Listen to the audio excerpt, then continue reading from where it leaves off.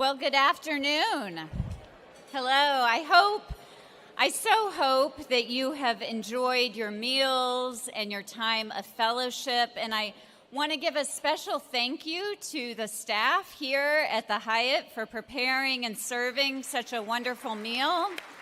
Thank you. Well, I am Amanda Tyler. I'm Executive Director of BJC. And how good is it to be together? After 3 long years, we are once again gathered together as faithful advocates for religious freedom for all. 3 years ago, we were in Birmingham, and I was introducing you to the new BJC. A new look, a new website, a new way of communicating in the rapidly changing world around us. But how could we have known just how much our world was about to change? From a global pandemic in 2020 to an insurrection at the Capitol in 2021, to the eroding of our rights at the Supreme Court up to this very morning, we are truly living through a seismic change in our society, including urgent threats to our freedom. To respond to these challenges, I cannot imagine a smarter, more resilient, more creative, more passionate team than the one that we have at BJC, and that I have the honor of leading every day. At BJC, we have the largest team in our history, fighting every day for religious freedom.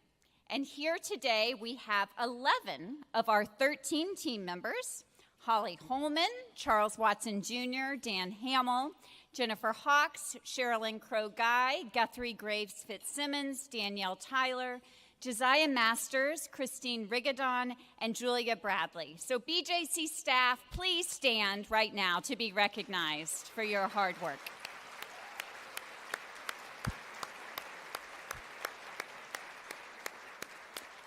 And a very special thank you to Danielle, who has coordinated the many details to make this incredible event possible, and to Dan and Julia, also from our development team, who have been instrumental in making today happen.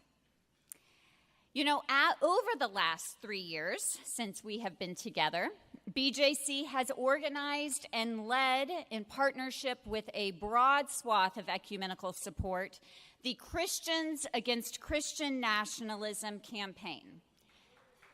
Thanks. Christians Against Christian Nationalism is a growing movement for Christians and others who want to take a stand against this poisonous ideology and offer an alternative Christian witness for the world. We equip individuals to have the tough but necessary conversations in their communities, churches, and congregations about how Christian nationalism threatens our faith and our country. We've worked with religious and non-religious groups and individuals to draw attention to the urgent threat of Christian nationalism, including how Christian nationalism worked to unite the insurrectionists at the Capitol and intensify their attack on democracy itself. I believe that Christian nationalism is the single biggest threat to religious freedom as we know it today.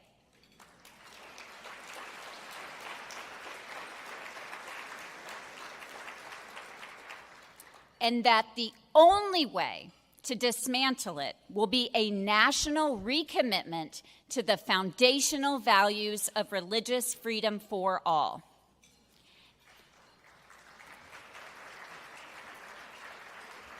Now, we have known for some time now, but this past week has made it clear We cannot count on the United States Supreme Court to lead us in that national recommitment to religious freedom.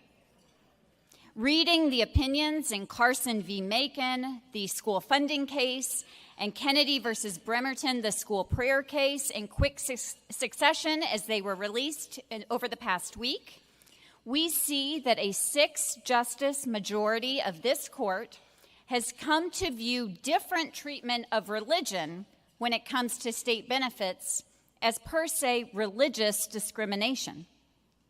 They are abandoning long-standing doctrines that have supported the principles of no establishment, that have ensured a government that stays neutral when it comes to religion. These two rulings depart from the American religious tradition in ways, and the American religious freedom tradition, in ways that will harm the religious freedom of public school students and their families, and that could lead to even greater discord over religion and even threaten the system of public education itself. It is natural to be disappointed and even to fall into despair. Over the past few days, over and over, many of you here in this very room and others have asked me, how do we go forward from here? Where do you find hope? Hope, after all, is a core religious value. Well, I find hope in this very room, in the commitment to religious freedom that you are showing here today and that you have shown for years in your support of BJC and in support of your neighbor's faith freedom. You understand and advocate for our shared values every day in your lives and in your witness, and for that I am immensely grateful. I also find hope in dissent. Dissent, after all, is in the Baptist DNA. In the responses, that's right, remember our Baptist dissenters. In the responses to the threats to our freedom, I see people standing up for their neighbors like never before. I see people asking, what can we do about Christian nationalism? You know, we may have grown complacent in the past about the urgency of our need to respond, but now, when our communities need us the very most, to be that witness, to draw on the best of our tradition, our understanding that for freedom, Christ has set us free, and that we are to use our freedom not in our own self-interest, but in service to love our neighbor. And that includes our freedom to dissent, to protest, to say this is not right and that we can do something about it.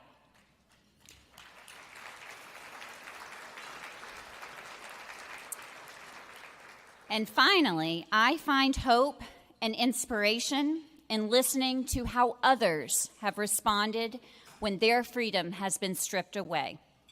We at BJC know that religious freedom has been white too long. Over the past few years, we have been intentional about listening to and learning from people of many backgrounds, identities, and experiences. We know that this act of inclusion and intentional listening and learning will lead us to a broader and more complete understanding of freedom itself.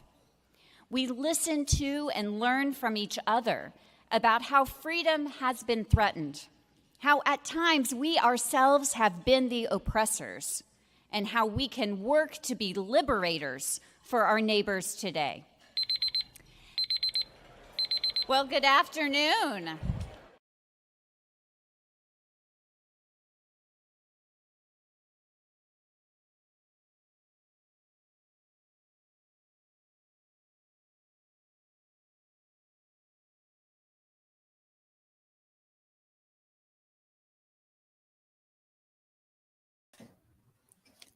Good evening, everyone, and welcome to BJC headquarters on Capitol Hill. My name is Guthrie Graves Fitzsimmons, and I am the communications director here at BJC. And I'm Sherilyn Guy, and I'm the Content Strategy Director here at BJC. And we have some really exciting breaking news as we come on air this evening. We set a goal of $14,000 to raise today on Giving Tuesday, an internationally recognized day where people give to causes they care about. And now we're not done with the day yet, but we have raised more than $25,000. That's amazing. It is really amazing. And this is the biggest Giving Tuesday day in BJC history. So, what's left to do, Guthrie? If we've hit the goal at this point, what can we do? Well, what can we do is we have set a stretch goal of $30,000 that we're hoping to hit by the end of this telethon or by midnight tonight at the end of Giving Tuesday. So we're very close to that 30,000. We've already passed 25,000 thanks to all of your generosity, everyone watching that's given today. And how can people give if they haven't given yet, Sherilyn? Well, there are 3 ways that are on your screen right now below us. So, first of all, you can call us here at the office tonight at 202-544-4226. We literally have people standing by to take your call. So, if you want to call in and make a gift with your credit card, give us a call and talk to somebody you may have never met before. You can also give online. If you write down below, there's a QR code you can scan. It is over here. So scan that with your phone. You'll be taken to a site immediately where you can give without leaving your couch or your kitchen table, wherever you are tonight. And then also you can type into your browser, give.bjconline.org. 3 ways to give and a stretch goal for 3 hours tonight. And what are we going to be doing for 3 hours? Well, that's a great question. We have a lot in store for all of you tonight. We have some videos. We have a world premiere of a new video that we've never shown publicly before. And we're going to be talking to many of our colleagues here in the office as well as around the country. We have another member of our communications team, Carly Marshall, who will be interviewing some of our colleagues remotely tonight. So we have videos, interviews, and we really want to get to know people behind that you may have not heard of or heard from who work here at BJC before. And so we're going to be getting to know the different staff throughout the evening. So we thought we would start by introducing ourselves, your 2 members of your communications team. So Sherilyn, how did you come to work here at BJC? Well, I grew up in a Baptist church, but never heard of BJC. I lived in Nashville, Tennessee for a while, and Brent Walker actually spoke at my church on a Sunday night. And I was like, who is this guy? I actually thought he was local, and I wanted to have him on a show. I did it at the TV station where I worked. So I got his card, and I thought, DC. But then I learned more about BJC through that experience and kept up with them over the years. And being from Alabama, when there was a 10 Commandments monument in the courthouse, I had this real sort of coming together moment of, I support the 10 Commandments as a Christian, but people were chaining themselves to something that says don't have idols. So how do I think about this differently, perhaps? And so BJC was really formulaic in my experience to really get my head around these issues and think about them more deeply. And so I was able to come to BJC in 2009. I've been here ever since. We've had lots of things change over the years. Our staff has expanded, and I'm so glad to still be here and be part of this work that I think really matters. And it's a way I can love my neighbors well and just really support this American ideal of faith freedom for everyone. Guthrie, how about you? How'd you first connect to BJC? Longtime fan, recent employee. So I've been working at the intersection of faith and public policy for over a decade, and I have been aware of BJC's work for a long time and have had the chance to interact with some of the BJC staff when I was working on countering Islamophobia, and then when I was at the Center for American Progress. Actually, the last thing I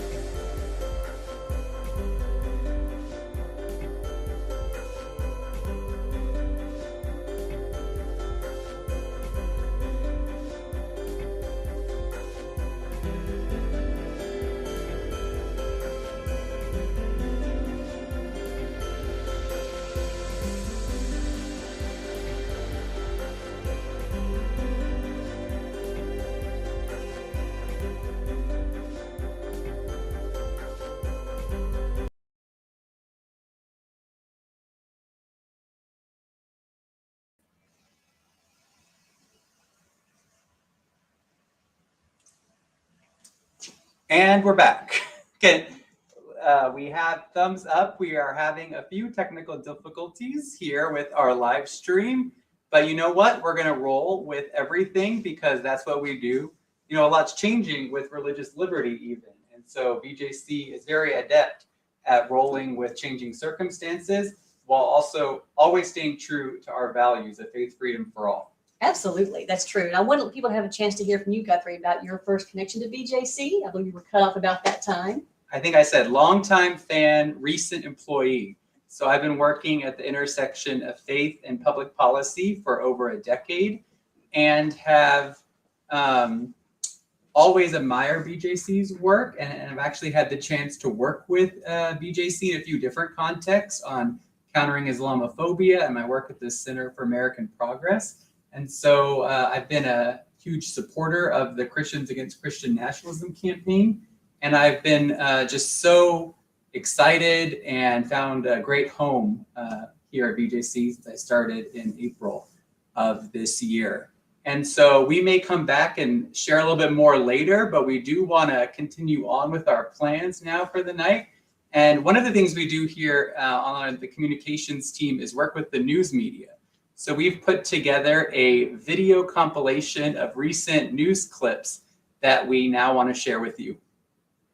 Just as Americans can be deeply patriotic, but not narrowly nationalist, Americans can also be deeply religious without blurring their faith with partisan politics. Now, joining me to discuss this recent rise of Christian nationalism is Amanda Tyler. She's the executive director of the Baptist Joint Committee for Religious Liberty. So what do Christian nationalists really stand for? And where is this movement headed to next? Joining me now is Amanda Tyler, executive director of the Baptist Joint Committee for Religious Liberty and lead organizer of Christians Against Christian Nationalism, which launched 3 years ago. Christian nationalism is not Christianity. Christian nationalism is a political ideology and a cultural framework that tries to merge our identities as Americans and Christians. It suggests that to be a true American, one must be a Christian, and really a particular kind of Christian. I don't label certain people as Christian nationalists. Instead, I talk about Christian nationalism as an ideology that impacts us all. It takes Christianity's central message, which is a gospel of love, and turns it into a false idol of power. It confuses our allegiances to God and replaces it with an ultimate allegiance to country. Now to the latest Supreme Court decision on prayer at public schools, siding with a high school football coach, finding he had a constitutional right to pray with players and other students after games.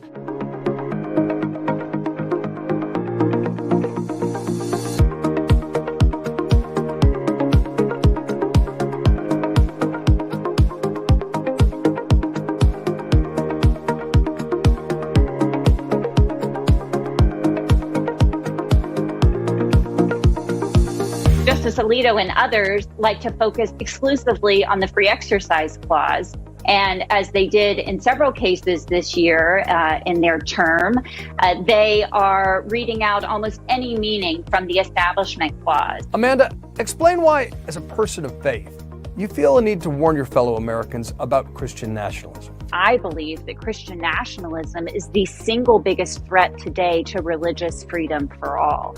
And those of us who are Christians, who have enjoyed privilege in this country, who have benefited in some ways from the ideology of Christian nationalism, we have a special responsibility to show love for our neighbor and stand up for their religious freedom rights. One sign of hope that I'm seeing is that a growing number of ideologically diverse Christians are joining with us at Christians Against Christian Nationalism to try to understand this ideology, to see how it motivates a number of different policy positions, and to work to dismantle it, because it really does threaten not just religious freedom, but American democracy itself. We saw that on January 6th, and we must heed that wake-up call and stay awake to the dangers of Christian nationalism. It's great to have you with us. Thank you so much for making time for us. I want to thank you so much for joining us here on Reality Check Extremist Beat. Be well. Keep on fighting the good fight. Thank you so much.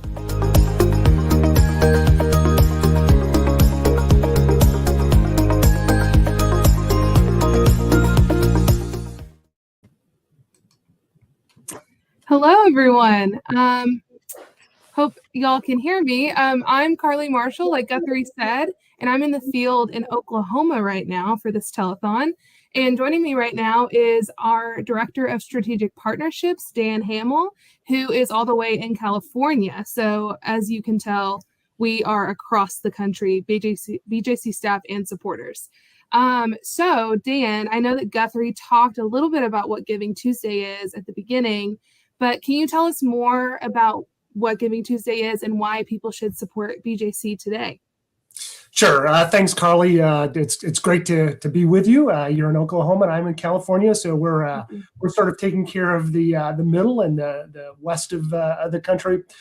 But Giving Tuesday is a global day of giving that takes place the first Tuesday after U.S. Thanksgiving every year. It was created about a decade ago, 2012, by a group of people who were very concerned of what was happening around Thanksgiving. So you had Thanksgiving where people just gave thanks, but also sort of gorged themselves on food, and then went right into Black Friday and consuming and buying and spending. And that turned into then Saturday, Small Business Saturday. And then that ran right into Cyber Monday. And so they said after all these days of consuming and buying, we need to have a day that we take care of others. And so they started Giving Tuesday around a simple idea. And the idea was this: to elevate a day that encourages people to do good and to be generous. So for the past 10 years, this idea has grown of being good and being generous on the Tuesday after Thanksgiving. The idea has grown into a global movement and that inspires hundreds of millions of people around the world to give, to collaborate, and celebrate generosity. So officially, Giving Tuesday is now in 80 different nations around the world. And it really is affecting how people are generous and give. In 2021, so last year, Carly, an estimated $2.7 billion were donated in the 24 hours that made up Giving Tuesday, made up this Tuesday. And so in the US alone, that was a 9% increase over the year before and a 37% increase from pre-pandemic levels. And so Giving Tuesday, very simply, is a day of generosity, a day that we focus as people on helping others and being generous, especially to nonprofit organizations. So why do we support BJC today? Why would we ask you to participate in Giving Tuesday for BJC? Well, first, really easy, to join millions of others who are giving. Around the world, million others are being generous. And so to join that wave of people in their generosity, we would ask you to give and be part of the Giving Tuesday crowd. But secondly, and you'll hear more about this in the next 2.5 hours to come, we think that it's important to partner with BJC to simply protect faith freedom for all. BJC is made up of three things, really. We are a people who are passionate, whether it's our friends and our BJC family that we know, whether it's our BJC advocates, our staff, or a board. We are made up of a passionate people who are passionate about protecting religious liberty and extending that to everyone.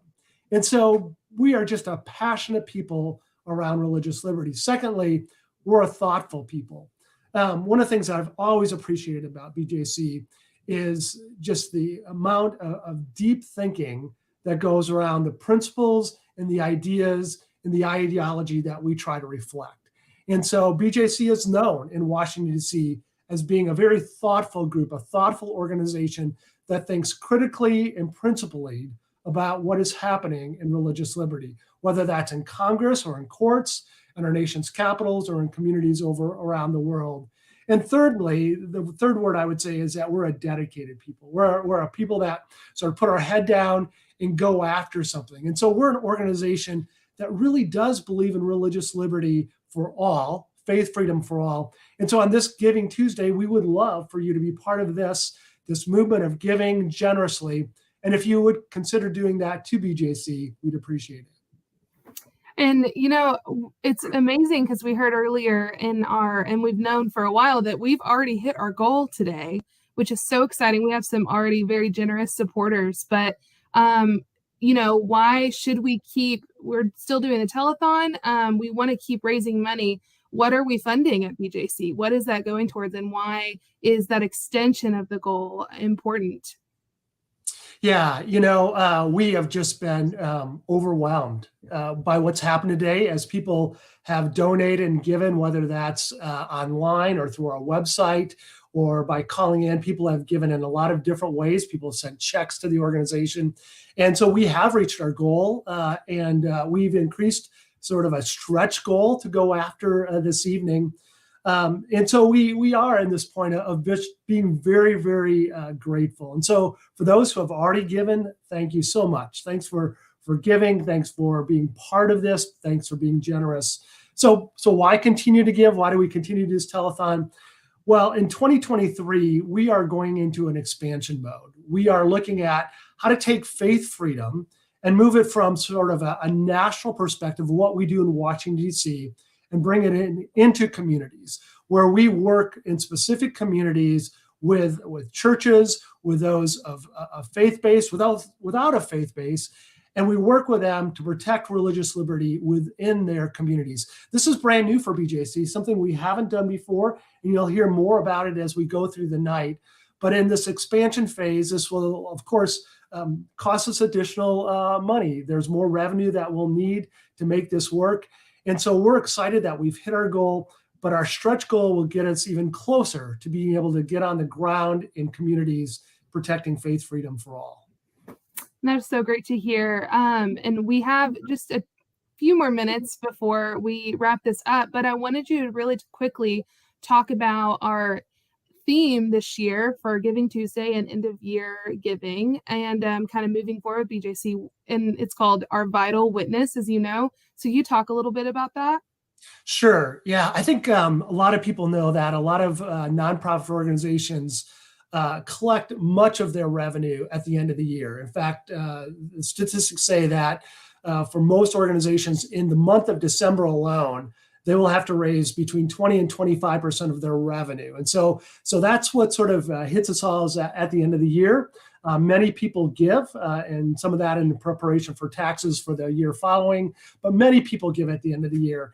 And so we always have a theme at the end of the year in ours, as Carly has just said, is Our Vital Witness. And let me just quickly tell you what that means for us, Our Vital Witness. And let me do that parsing the words in reverse order. So witness, what does it mean to be a witness? A witness is someone who declares the truth about what they see. They shine a light on reality, and then they tell it so that others will understand that and can make good decisions about that. And so we want to be a good witness. We are seeing things happen in the courts. We are seeing things happen in Congress. We are seeing things happening in our nation's capital. We're seeing things happening in communities. And we want to be a good witness to shine light and say, this is what we're seeing, and this is how we should respond as a nation. And so we want to be a good witness. The next word before that is vital. And vital is simply a word that talks about life. When I go to my doctor and my doctor takes my vital signs, those are signs of life, my heart, my pulse, my blood pressure. And so when our graphic designer saw this word vital, she actually designed the rhythm, the heart rhythms. And so vital means life. It means what's important, essential for us. And so we need to be a life-giving witness. And the third word, going in reverse order, is our vital witness. Ours means we do this collectively in partnership with others. And so we want to, with many people, as many as possible, who advocate with us and for us, we want to collectively be a vital witness in this country for religious liberty, for faith freedom for all, and especially at this time in opposition and confronting Christian nationalism. And so for the rest of the year, we're going to focus on that as our theme, Our Vital Witness. What a wonderful theme. And we're definitely seeing how vital that is today and all the funds that we've already raised. So thank you so much, Dan, for joining me for this this interview for our telethon. And we're going to go ahead and go to a video and back to Guthrie and Sherilyn. Thank you so much. Hi, I'm Holly Holman, General Counsel of BJC and co-host of the Respecting Religion podcast. Have you ever heard someone make this claim? The United States is a Christian nation. Is that true? Well, it depends on what the speaker means by it. Demographically, the United States has been and continues to be a majority Christian nation. More than half of Americans, about 70% according to surveys from the Pew Research Center, continue to identify as Christians. We know American Christians are diverse. The religion includes Baptists, Presbyterians, Methodists, Catholics, Lutherans, non-denominational Christians, and so many other types. And there are differences within each of those traditions. But that's not typically what people are talking about when they say America is a Christian nation. Instead, they are often claiming something about American history and law. From a historical perspective, the United States was founded with a secular government, not a religious government. Those promoting the Christian nation narrative will point to the faith profiles of certain founders and cherry-pick quotes from speeches and documents.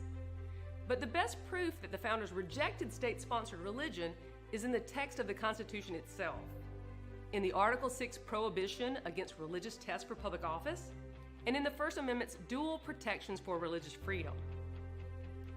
Today, those promoting the Christian nation narrative argue that God has a special providential role for the country, and that our laws should reflect Christian theology, or sometimes Judeo-Christian values. This kind of thinking is both bad theology and bad law.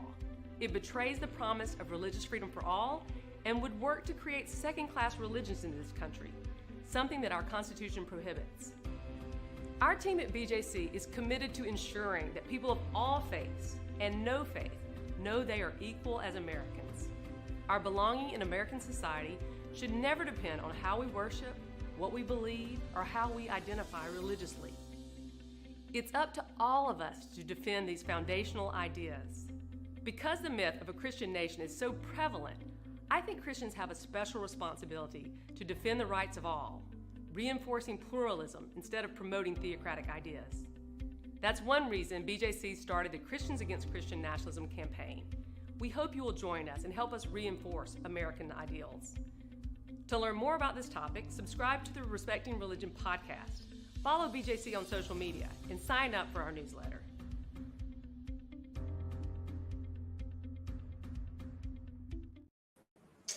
All right, with us here now is Charles Watson Jr., the Director of Education here at BJC. You might recognize Charles from the many pictures we have of student groups here in the offices. He wears many hats, leads our internship program as well. And also, for those of you who are here for college football discussion, he's a big Georgia Bulldogs fan. So Charles, welcome. Thanks for being here. Go Dogs. Will Georgia repeat this year as the national champions? Stop trying to make me jinx it. Go Dogs. All right. Well, I've got you here to talk about other things as well, especially our BJC Fellows Program, which we've been around since 2015. It's a way we train young professionals for a lifetime of religious liberty advocacy. And it starts each summer with a big seminar in Colonial Williamsburg. Tell us how this has grown over the years. It's just been, since 2015, it's just grown tremendously. Not just the quality of people, but everybody we've had as a BJC fellow has been great. The program has been something that we look forward to every year, and something that we bring in people from the outside to actually teach the fellows and be with fellows, along with BJC staff. So it's a growing thing that we love, and they become a part of our BJC family and are doing great things outside of what they do here at BJC. And for those who've seen the pictures on Facebook, or if you've been, one of the big things are the historical interpreters we have at Colonial Williamsburg. Talk about that experience and who do they see portrayed by modern day people and historical. Okay, I can't give away all the secrets, but I will tell you that we get Reverend Gowan Pamphlet, one of the ones that the fellows every year get to see. We've seen young Thomas Jefferson. We've seen more seasoned Thomas Jefferson. So two different actors. Two different interpreters that play them. This year we actually had George Wythe, and it was very special because a lot of people don't know George Wythe is one of our founding framers, but he played a big role in religious liberty. And for the fellows for next year and in the years to come, I'll let him tell about it more than here. Well, and talk more about when we're in Colonial Williamsburg. I know there's a tour of the sites as well. Can you kind of talk about just what that experience is like? Yeah, the tour is, I think, is one of the things that we start off with because we're in Colonial Williamsburg to learn, to have fun, but there's some seriousness about being in Colonial Williamsburg. Anytime you put colonial in front of anything, there's some stuff in the past that you have to deal with. And so the tour kind of gives a layout of the city, kind of lets you know what was the historical sites, but also we go through some of the things that, you know, are sometimes forgotten, or sometimes people want to erase or act like it never happened. And so the tour is a way to not only put it in perspective, but also keep us to a place where we don't look over the past, but actually learn from it. So we don't make those mistakes again, but also it puts it in context of what religious liberty really means when you think about it from that point to now. It's such a unique experience. And of course, the Fellows program does not start with the tour and Colonial Williamsburg. It goes on from there. So the seminar is kind of a kickoff for that. And talk about what the fellows have, some fellows have done since that time in Williamsburg.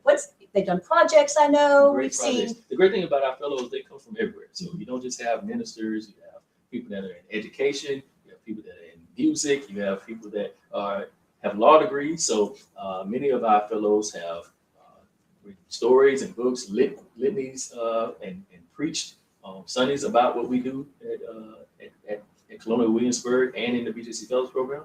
But also they've written articles in their local newspaper and things like that. We just had a BJC Fellow that brought myself and Dr. Jay Augustine, our 2022 Shirton lecturer, to their church to speak about Christian nationalism. So it's a plethora of things you can do as a BJC Fellow. We ask that you come and be who you are so that you can go back to your community and be who you are and bring BJC with you.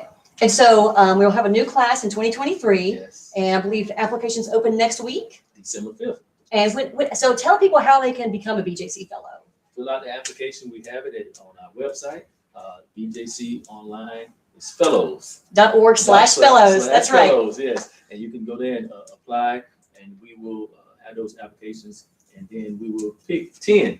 We pick 10 each year. It's always hard to narrow down to 10, but it's worth the application, and it's worth. We love having the fellows there from across the nation and the diversity that we have with our fellows. And what requirements are there to apply? Requirements. After you fill out an application, we also have you do some short answer, and then you have to have letters of recommendation. So we ask for 2 letters of recommendation on the website, and all the instructions are there.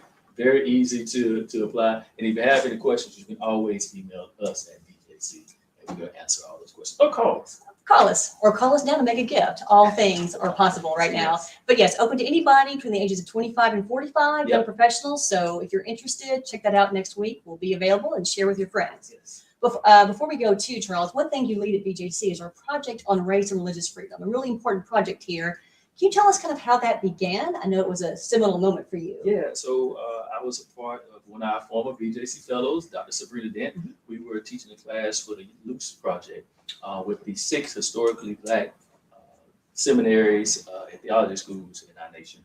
And we were reading this book by Dr. Tisa Winger, Religious Freedom, The Contested History of American Ideal.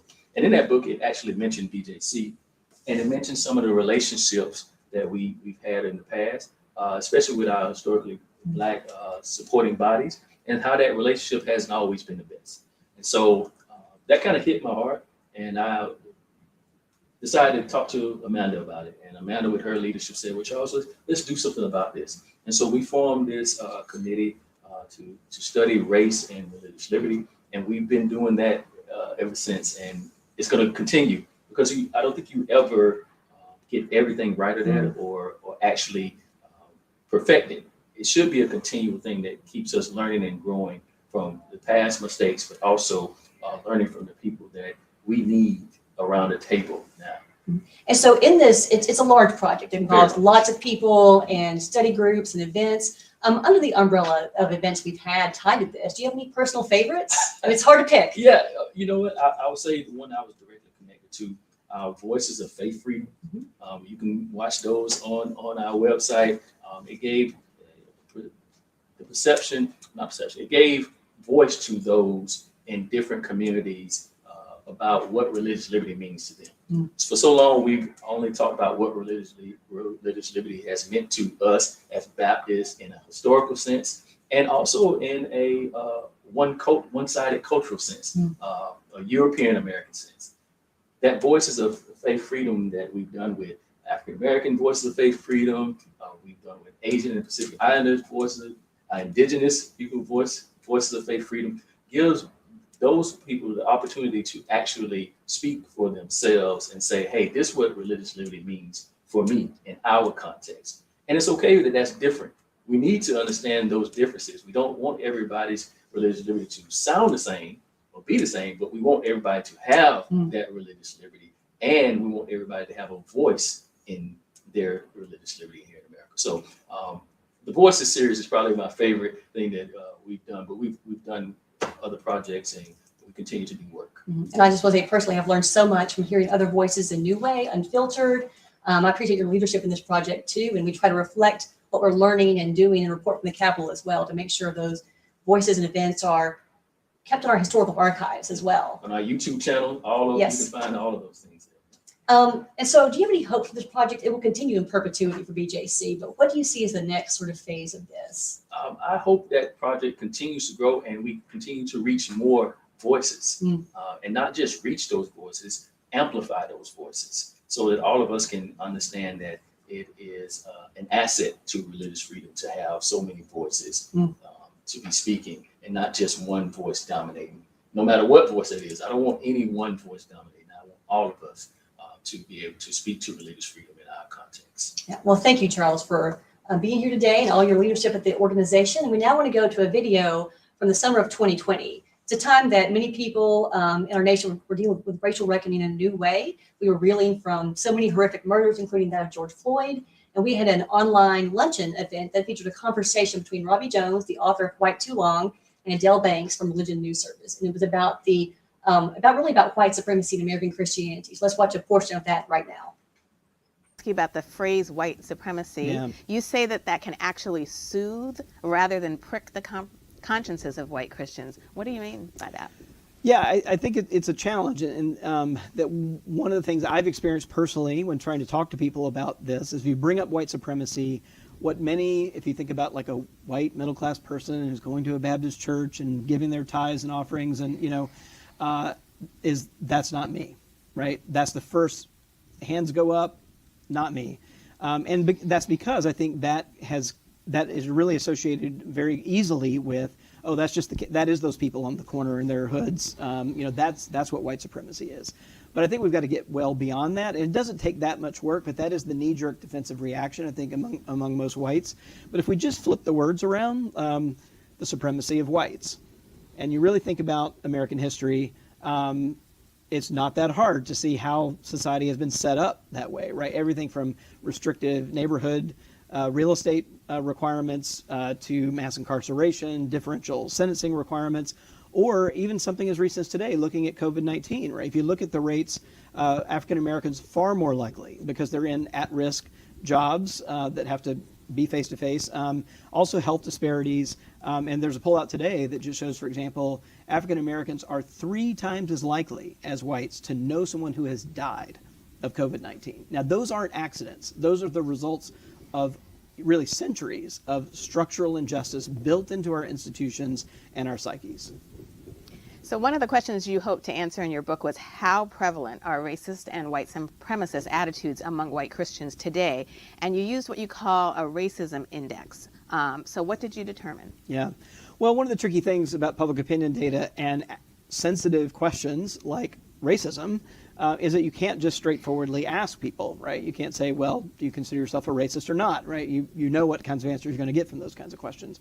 So one of the things we try to do with public opinion research is not rely on one question, not rely on even a question self-identification that's right on point. But what we did is we built this, what I call a racism index in the book. This built actually 15 separate questions, all right, that covers things like institutional racism, things like policies, things like Confederate monuments, like a whole range of things. And then using some statistical methods, we build them into one composite index so that way one question isn't playing too much of an outlier role there. And when we put that together, what we essentially found is that there's a strong relationship between white Christian identity. And I should be clear here too so I grew up evangelical, Baptist, but what I think one of the things that I saw in the book and that I had seen in patterns but confirmed in the research is that this is not an evangelical, not just a white evangelical problem. This is a white Catholic problem, and this is a white mainline Protestant problem. right? And that we saw among all three of these groups, even when you control for a whole range of other characteristics like partisanship or region of the country, that we still see a positive independent relationship between holding more racist attitudes and white Christian identity when compared to whites who are unaffiliated. And that, again, that goes for both white Catholics and white mainliners and white evangelicals. And was there something you found out about regions too, that even though people have this image of this being a Southern issue more than anywhere else, that maybe that's not always the case? Yeah, no, that's exactly right. I mean, what we found is that there has been, because of the way that Christian churches have sorted themselves over time, there's a regionalism here. So white evangelicals more dominant in the Southeast, white mainline Protestants and white Catholics kind of share the space in the Northeast, white mainliners more in the upper Midwest, and actually on the West Coast, it's really more the unaffiliated there. But when you look down at the regional levels, what you see, for example, is that white Catholics and white mainline churches in the Northeast really became, in some ways, the institutional holders of racist attitudes among whites in the Northeast. In fact, the biggest gap between white unaffiliated folks and white Catholics or white mainliners is in the Northeast. That's where those differences are actually the biggest. So it's a little bit of a surprise on the face of it. Now, if you look at the history, the institutional history, which I do unpack in the book, it becomes less of a surprise. It's just kind of this image that we have that this is only a Southern problem or only an evangelical problem. But the problem is much deeper and much wider. And some of the research you highlighted deals with events that we're dealing with right now in recent weeks. And so in the wake of the death of George Floyd at the hands of Minneapolis police, there have been governmental decisions about removing Confederate symbols and in some cases protesters taking them down. What did you find out about that in your recent research about how white evangelical Protestants, mainline Protestants, Catholics say about those kinds of monuments? Yeah, so again, the pattern is just very clear. So for example, on the killing of African-American men by police, we have a question right on that. It's part of this racism index we talked about in the book.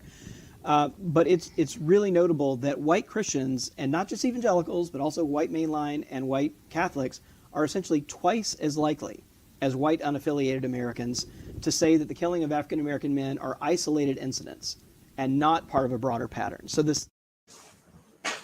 Welcome back to BJC headquarters here on Capitol Hill.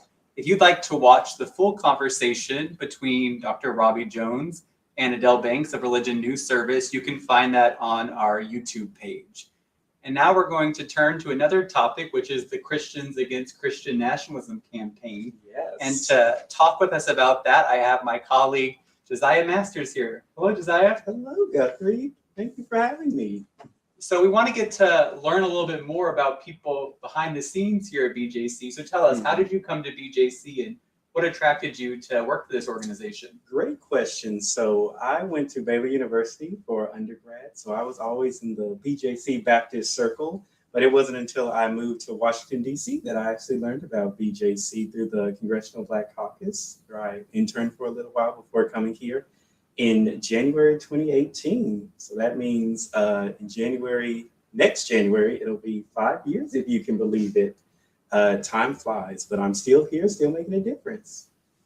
Great. So tell us a little bit more about the Christians Against Christian Nationalism campaign and what difference you see this campaign making. If I had to describe Christians Against Christian Nationalism in one word, it would be influential, popular, all those words combined. Christians Against Christian Nationalism is a grassroots movement, as people have learned a little bit about our work, that is really across the ecumenical spectrum, bringing Christians of all types of politics and rural communities, urban communities, all together to just take a stand against Christian nationalism. The difference that I think we've made is just really getting, our vital witness, which is a fun word that I've heard earlier this day, out there, talking about what it means to be a Christian from our perspective. People have told us that they appreciated, our work, our being active in the community, actively talking about our faith in ways that build bridges, heal division, things like that. And merchandise. The people want merchandise. We are going to, at some point, we are going to work on merchandise. This is a sneak peek for everybody watching that we are working on Christians Against Christian Nationalism merchandise. So get excited. I'm excited. They're ready for it. But yeah. We have stickers. I should say expanding our merch offerings. We do have stickers and signs. We have been sending Christians Against Christian Nationalism signs all around the country. Yeah. So there is some Christians Against Christian Nationalism swag out there, but we want to do more. Now that you brought it up, it's going to be a demand. So I'm going to send those emails to you.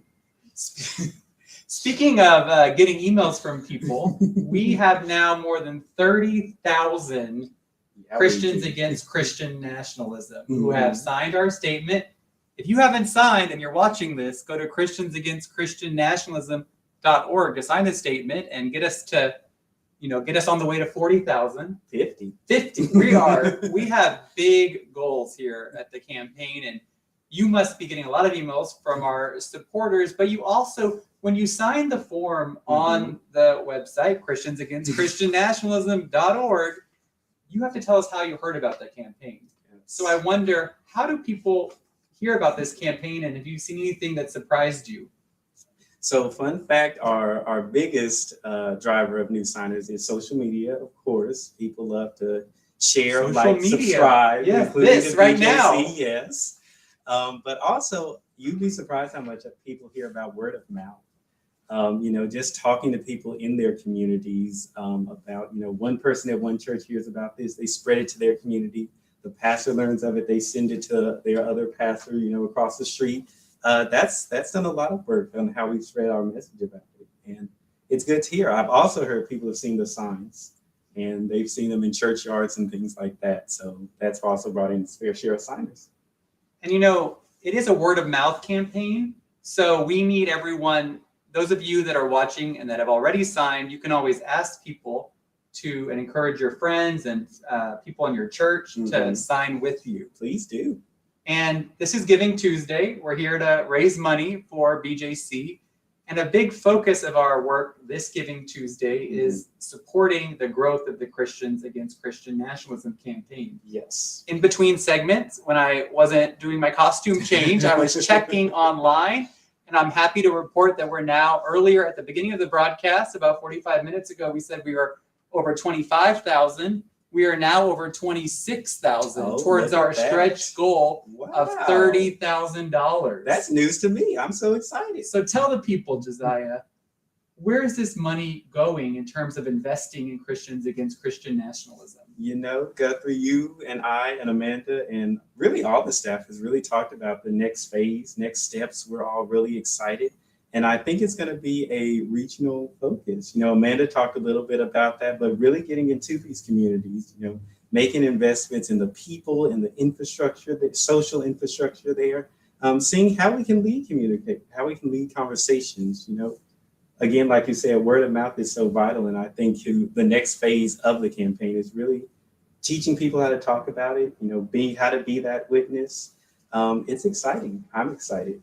You're excited. We're all excited. We are all, I can tell you, we have had a series of meetings here where everyone in the BJC office, we've come together in a series of meetings to talk about the future of the campaign. And there is just so much excitement.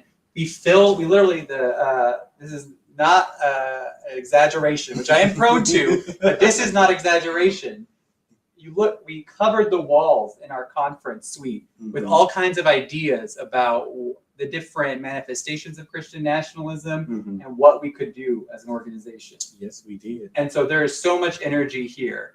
And that energy, I can feel it in the office tonight because of your support, that we are just seeing everyone around the country give more than we expected, which is going to keep us, we have a meeting tomorrow. Yeah, we do. To talk more about this. Can I just say that, lots of people hear the word meeting and they're like, oh, what a bore, work meetings. But these meetings, I promise you, are actually lots of fun, lots of good conversation. How can we make a difference in the world? I like them. I do too. Now, there is a wall in the BJC office with a series of Josiah-isms. So on a lighter note, what are some Josiah-isms? If anyone has seen that wall in our office, I can just simply say that a lot of those are taken out of context. We'll actually have a tour of the office later in the evening for those of you sticking around. Sherilyn and Carlton. Oh, I hear the phone ringing. Must be a donation. They're going to take you on a tour, so they may show you the Josiah-isms wall. Oh, good. I'll tell them to skip that part. But yes, the Josiah-isms are there. Just lots of fun little sayings, mostly from Texas. we Texans, as you know, we're prone to say a lot of things, exaggerations, all those things.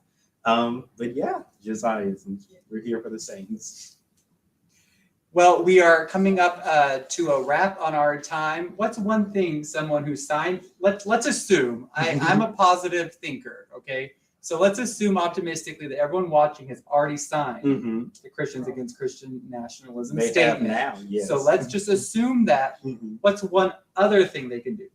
One other thing they can do, we have a whole library of resources available on our website. If you want to be part of the change you want to see in the world, start leading those conversations with our resources. We have discussion guides, podcast episodes, all kinds of great things for people to check out.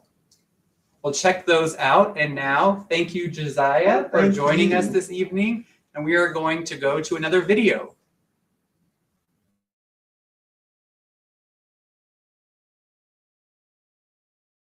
Well, my public speaking career began 25 years ago and about 120 miles down I-35 from where we are right now. It was spring 1996.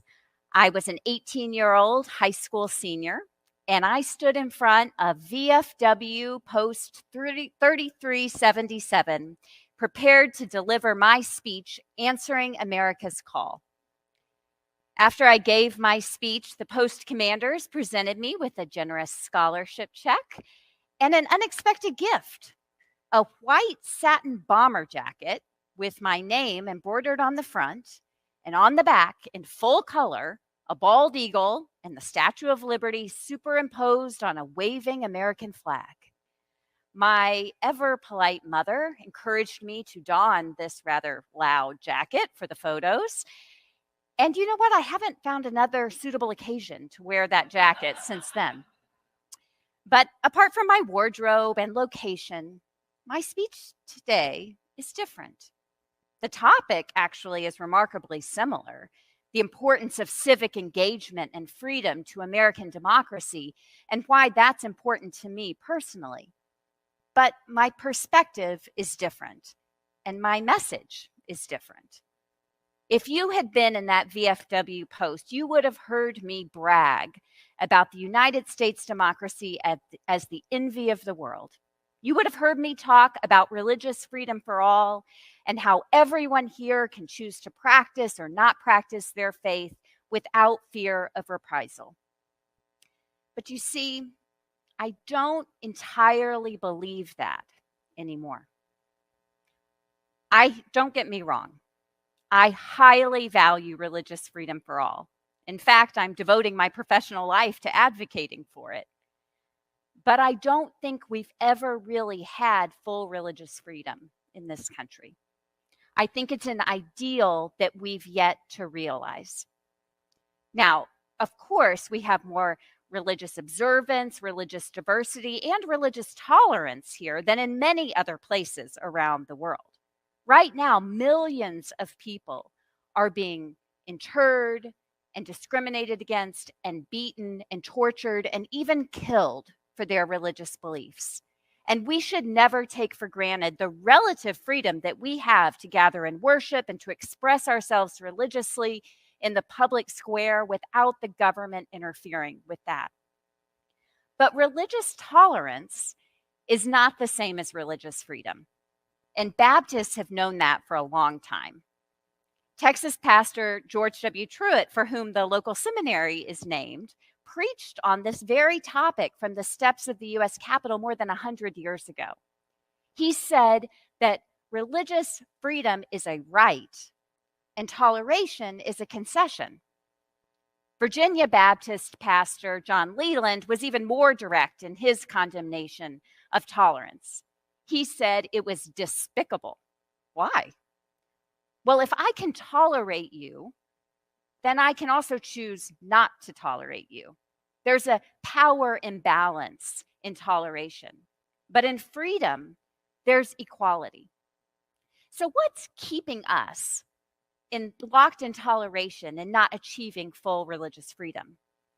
Well, I think it's because we, the people, the American people, have never fully faced the poisons of racism and a political ideology and cultural framework called Christian nationalism.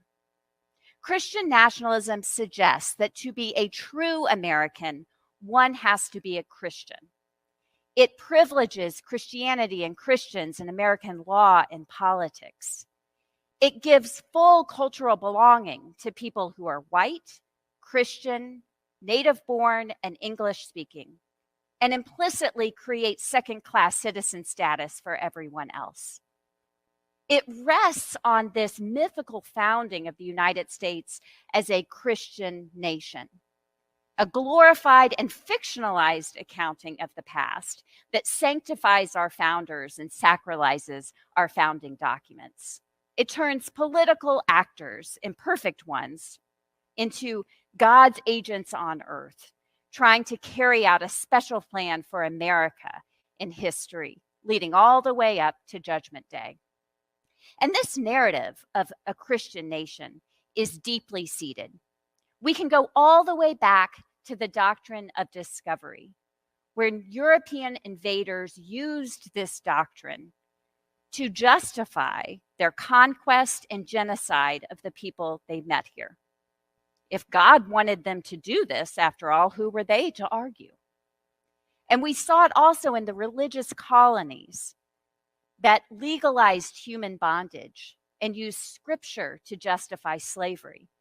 It was the Anglican Virginia Assembly in 1667 that passed a law that said that baptism would not free a person who was enslaved. Christian nationalism was used immediately after the American Revolution, when the country was young and looking for some prominence on the world stage, looking for unity for these disparate colonies, and looking for an identity that would set it apart from European empires. And so they turned political actors like George Washington into religious figures like Moses. They started using language about God's providential hand guiding America through history. We also saw Christian nationalism at work in our religious institutions. In the 1850s, when Presbyterians and Methodists and Baptists split over the issue of slavery, with churches in the South choosing allegiance to their slave states over their allegiance to the gospel's call to love our neighbor through freedom and equality. And the Civil War ended legalized slavery, but it didn't end racism and white supremacy. And so from the Civil War into the 20th century, we saw the founding and the flourishing of the KKK with its toxic mix of Christianity, white supremacy, and nationalism that terrorized Black and Jewish Americans. And the KKK was not a fringe group. They had chapters in the South and the North, where before 1930, membership in the North was estimated to be between 3 and 5 million members.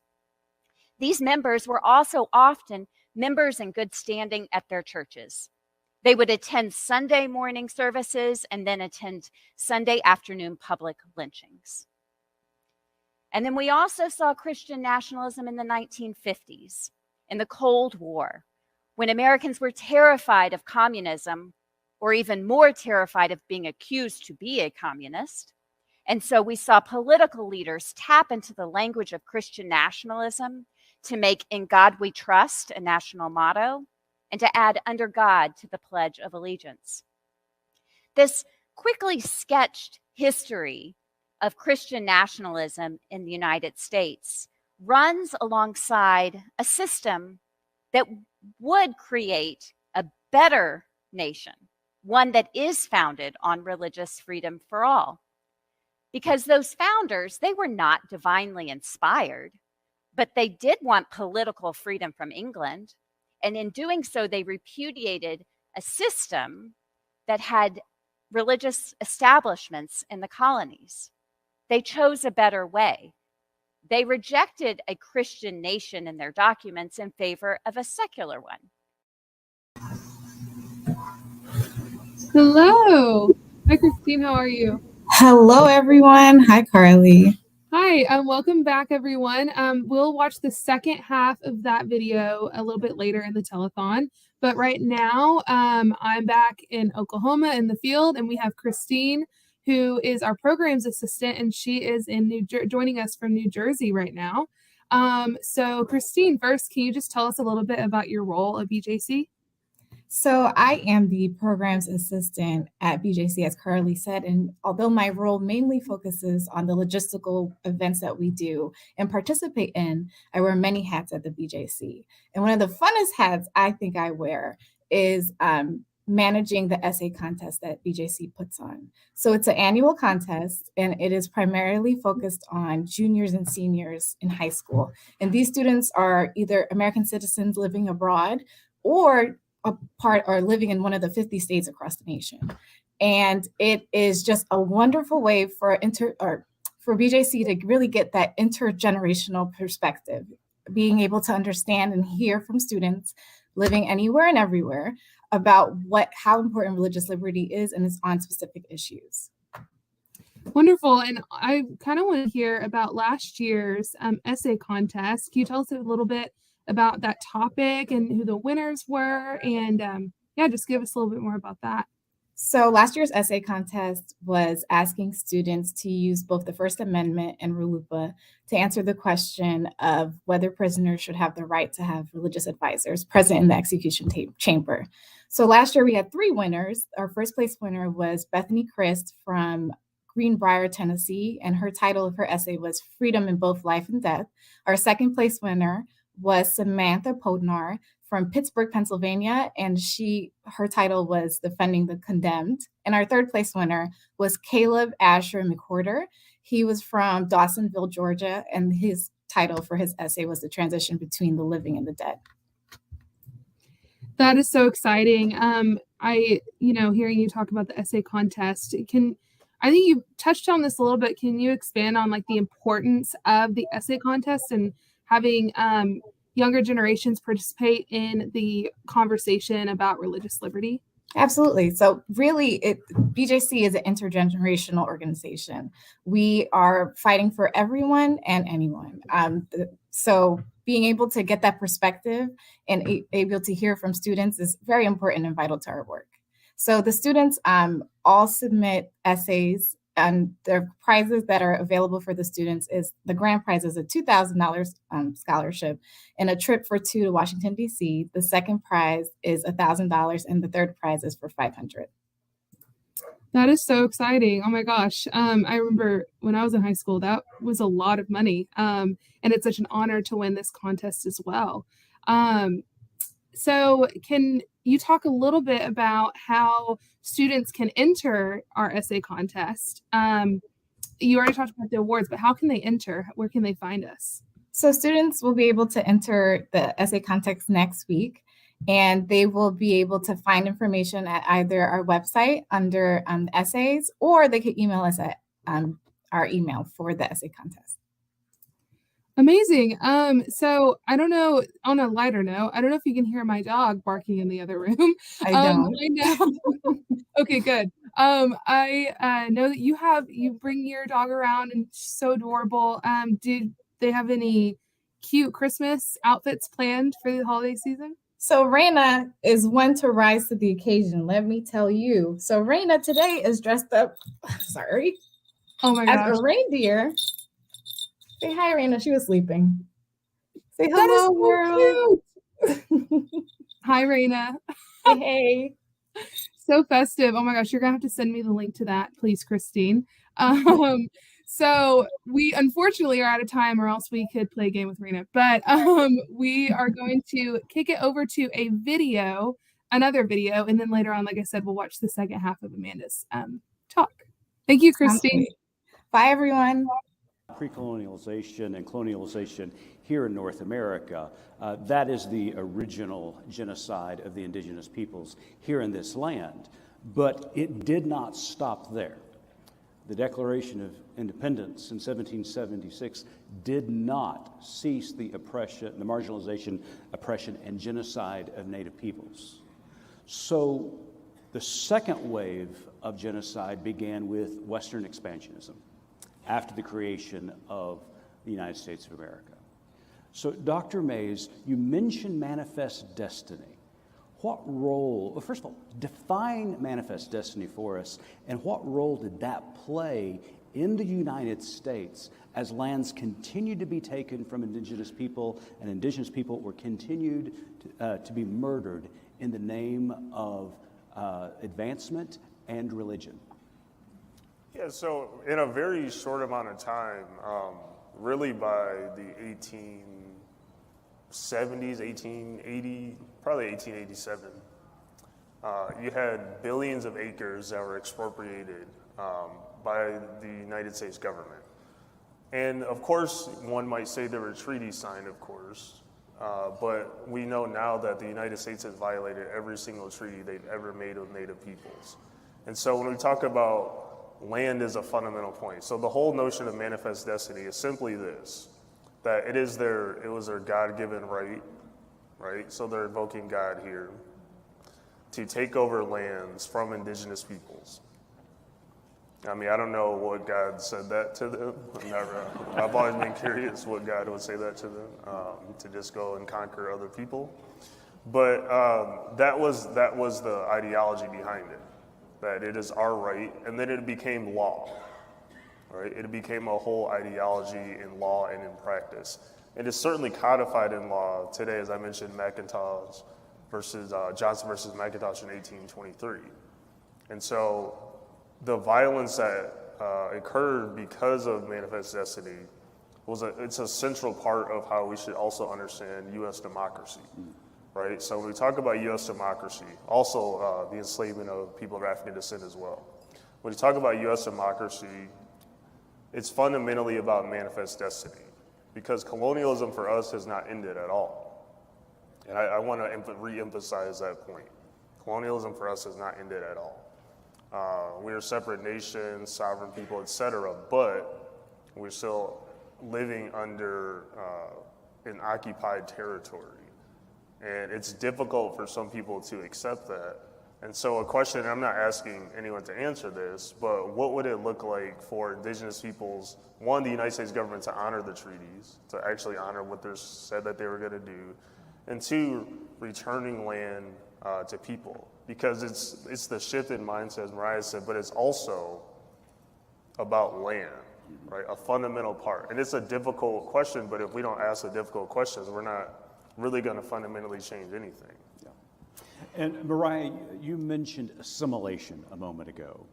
And recently, the United States Department of Interior released Volume 1 of a report examining Indian boarding schools in this country. After the outcry of mass graves being discovered in Canada a few years ago, the United States began to study its own history regarding the assimilation of indigenous children. And this is very personal to me because my great-grandmother and her sister were residents in one of these schools. Can you explain the history of the boarding schools and how justice can be served today in what we discover about these schools? I think it's a really good question, and it's historical and it's also relevant today. And I think one of the things that you discover through our conversation today is so many of the current issues that we still face in Native America are very much historical, and it just continues through just the face changes and how they go about suppressing and oppressing shifts, but it's still the same mindset. And please jump in at any time during this one. Deb Haaland, by the way, who's Laguna Pueblo Secretary of Interior, I think that only happened because there was actual representation of Native Americans in a position that could take this on, and which is why it's so important, which is not any of our questions, but representation is so important because we do have somebody in place who has that lived experience. Also, my grandmother was in a boarding school, and so Deb's family also experienced that. And so that is, when you have that experience, you're able to lift that voice up a little bit more. And so she has put forward this initiative. And Volume 1, it's a lengthy document, by the way. We're not talking about like font 14 with a bunch of images. This thing is margin to margin, and it is heavy. It is mentally heavy, emotionally heavy, spiritually heavy. Because in the boarding schools, so many of the foundational people involved with it were Christians. And that is hard to accept as a Native American Christian. And I think it's hard to talk about as a Christian country. And I think that is something that I'm so proud of, that we have somebody in place who is taking that on. I'm a little irritated that Canada took this on first. Yeah, just for reasons, but I'm glad that we're touching on this. And we had so much information and this is a thick document and it's only the first volume. And I think it's very important for you to go look that up and take a look at it heavily and deeply. But between 1869 and the 1960s, really, hundreds of thousands of Native American children were removed from their homes. We're not talking about boarding school for the wealthy, right? We're not talking about, hey, we're going to send our kid off to boarding school because little Johnny is getting in trouble, and so we're going to go send him off to do whatever. These are children, and if you have, school-age children, elementary and younger, to toddlers, to infants, removed from your homes forcibly in most cases, and placed into sometimes we're very much about invisible borders, but for the sake of today, placed in other states, other regions. And we find 574 federally recognized tribes with several more who just are not federally recognized. That's hundreds of cultures and languages and communities. And so we're not this monolith. And so when you put Native children with other Native children who are of a different tribal nation, they don't speak the same language.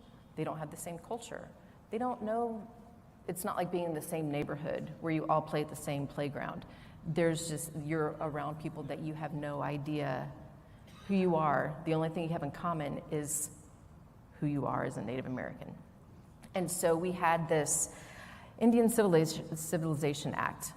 We've got a really good job of bringing up the acts and justifying violence against Native Americans throughout the country. And that is why it is so frightening today in recent decisions about public funding going to private sectarian schools, because the indigenous people, they know that story and they see how it ends. Yes.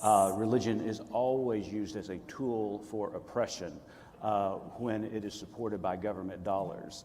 And like our families experienced, religion was used to assimilate them, not to a place of faith, but to a place of colonialization. So that's why that is so important for us even today, to know about these stories of these boarding schools so we do not repeat the same mistakes today, just in a new era.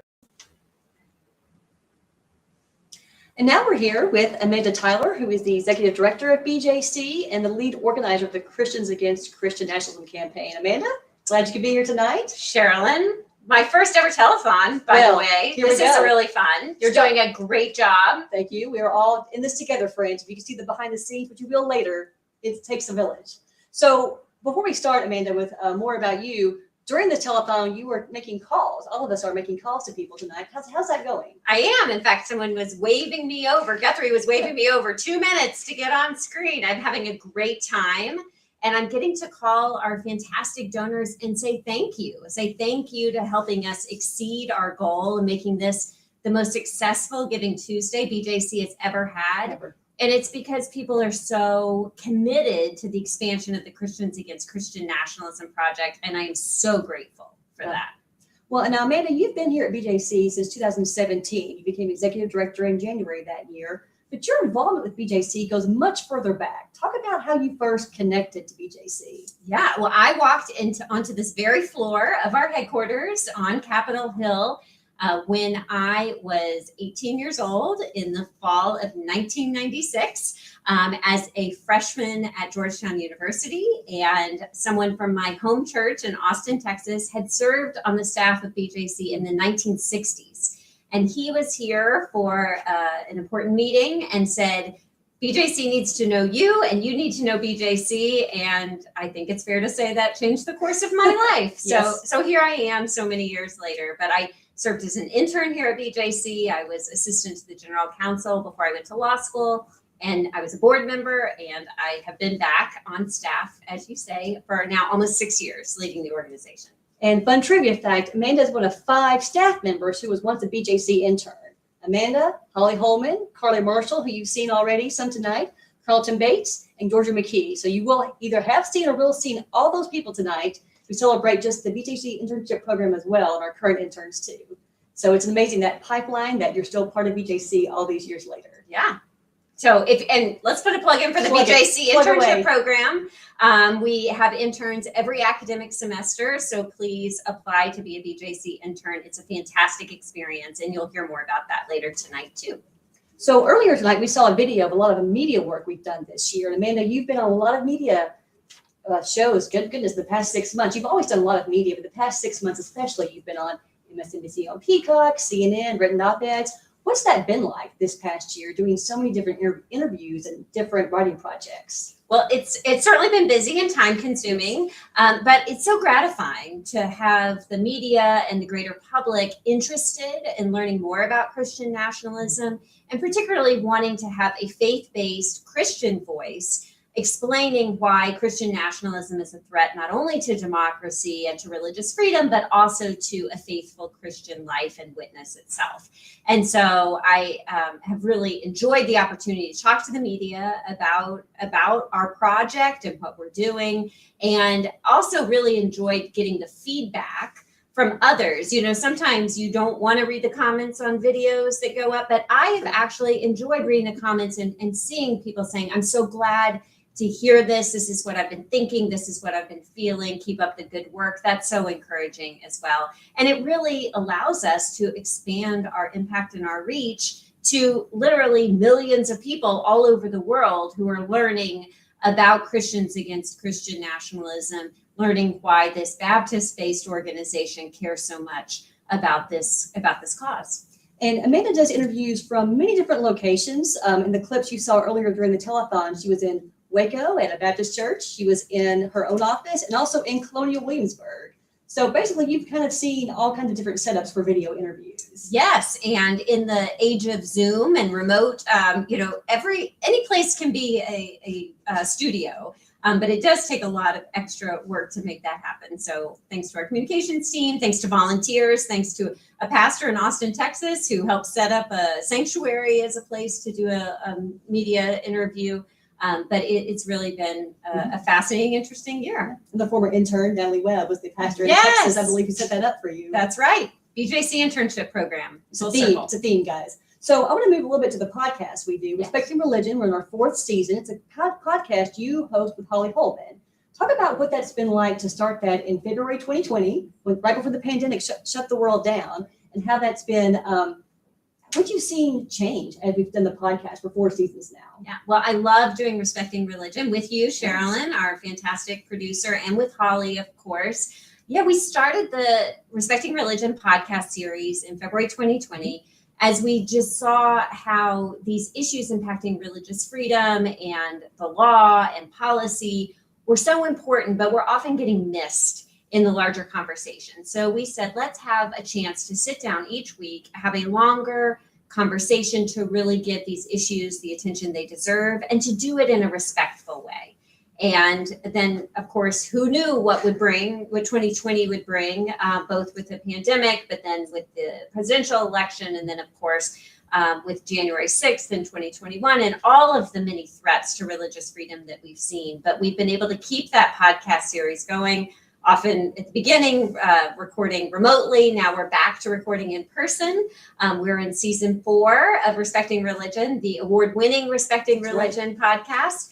And it's so gratifying when I meet people out in the real world who say, oh, I listened to your podcast. In fact, I just got an email today from someone who said, you know, I'm a new listener to Respecting Religion. I love the way that you take these complex issues and you break them down in ways that I, as the woman who is telling me this, as a non-lawyer, can understand them and relate to them. And so that makes all the hard work worth it when I get feedback like that. And really hope, if you don't already, hope that you will subscribe to Respecting Religion wherever you get your podcasts. Yes, if it's not where you get podcasts, let us know. We'll get it there. And one thing, too, I want to say about Respecting Religion, we started that because those of us here on staff get to hear Amanda and Holly kind of break down these issues at the Supreme Court. I love being able to come to your office and talk to you about that, and just really kind of bringing those conversations to everyone. and really helps me understand the nuances that are often not covered well. And it's just two friendly people who will share some personal stories as well, be it basketball trips or other trips together that really kind of show the world how religion is respected in our world, but what we can do together to make sense of what's happening. We don't have a lot of time left, but I do want to talk about a couple of other things really quickly. You have a very busy travel schedule. You're often you teach Sunday school classes, you speak to large groups, you do all kinds of things. What's it like to be out across the country and speaking to so many different groups about our work? Yeah, well, after, the pandemic kind of upset everything about our lives, and we didn't have travel for a while, but this fall, I'm back to what was kind of a normal travel schedule. It is hectic. It is sometimes hard to be away from my family, candidly. I have a 7-year-old son at home and a very supportive husband who helps make all of this possible. But I love the travel because it really helps connect me with those supporters of religious freedom across the country. Just this fall, I have done speaking engagements in Dallas, Texas, in Waco, Texas, in Jacksonville, Florida, in Wilmington, North Carolina.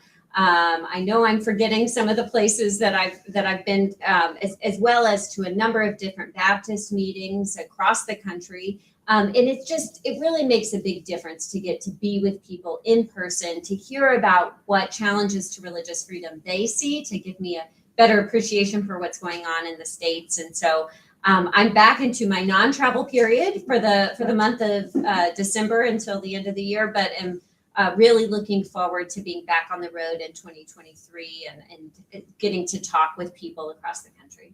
If you're looking to have a BJ speaker come to your church or your small group or community, you can go to our website. There's a tab at the top about Bring BJC to You. Let us know if you want to have a speaker come, and we'd be glad to do that, to teach you more about our work and speak to groups of all sizes. Yeah, and we do it online too. Right. I present probably even more on Zoom than I do in person. And so that's another way to get people from BJC to come and present to your groups as well in the hybrid environment. One thing I want to talk about too before we go is earlier this year, BJC worked with the Freedom from Religion Foundation to release a report on Christian nationalism in the January 6, 2021 insurrection. Brought together 7 scholars to talk about Christian nationalism's impact and emboldening of that attack. I mean, to talk about what it was like to bring that together and how you've seen that used since we released that in February. Yeah, so this was a project that, as you mentioned, was a joint project between BJC and Freedom from Religion Foundation. Andrew Seidel, who is now working with our partner Americans United for separation of church and state, brought this idea to us as a way for us to work together to bring more attention to how Christian nationalism influenced the insurrection, not just on January 6th itself, but into many of the events leading up to it. And so I came through working on this project with you, Cheryl, and with a number of other partners and contributors to this work to understand how, even though understanding Christian nationalism itself, only by itself, will not help us understand January 6th or explain January 6th, but we can't understand January 6th if we don't deal with and talk about Christian nationalism. And I think that this report that we worked on together and released earlier this year is a really necessary part of the conversation. It is the most complete accounting to date of how Christian nationalism influenced the January 6th insurrection, something we were able to share with members of Congress and actually submit expert testimony to the January 6th committee. And it feels gratifying to know that this work is in the hands of people who are working on reports right now to help us be sure that we don't have a repeat of what happened on January 6, 2021 in the future. And if you will look at that report, it's on our website at bjconline.org/Jan6report, and also on the ChristiansAgainstChristianNationalism.org website as well. Before you go, Amanda, you do all this stuff for BJC, you organize Christians Against Christian Nationalism, but also you're a runner. Talk about what you've been doing recently. Yes, I'm a proud member of the unofficial BJC running team. I had hoped to run a marathon this fall, but with all the speaking engagements media that we've talked about, it didn't quite go with a full marathon training schedule, but I did run a half marathon in Richmond, Virginia earlier this month, and am looking to run another marathon, which will be my 3rd marathon sometime in 2023. Also love spending time with my family and doing some other kinds of workout and just kind of taking care of myself, so that I can help be this public face for BJC and Christians Against Christian Nationalism. Now, you do so many media interviews, Amanda, so I cannot let you go without saying, is there anything else you'd like to say? The typical last question from any interview. Wow, do you know what I haven't said today? Thank you. Thank you so much for your support of BJC and Christians Against Christian Nationalism. None of this that we've talked about, that you've seen on this program tonight, would be possible without your support. So I just, from my heart to yours, thank you for what you're doing. And please share about what you're learning here tonight with others that you think would be interested in supporting BJC and the work of Christians Against Christian Nationalism. Well, thank you, Amanda. I'll let you get back to the phones here in a second. Before we go, we want to also show you more of Amanda on our YouTube channel. We have lots of resources with Amanda, with Holly, with others. You see some tonight. If you want to subscribe to our YouTube channel, please do. We have 1,000 subscribers now. So we're going to show a video of Amanda talking about what the Bible teaches Christians about religious freedom. Hi, I'm Amanda Tyler, Executive Director of BJC and co-host of the Respecting Religion podcast. In addition to being a First Amendment lawyer, I'm a lifelong Baptist. My commitment to religious freedom is rooted in both my identity as an American and my identity as a Baptist.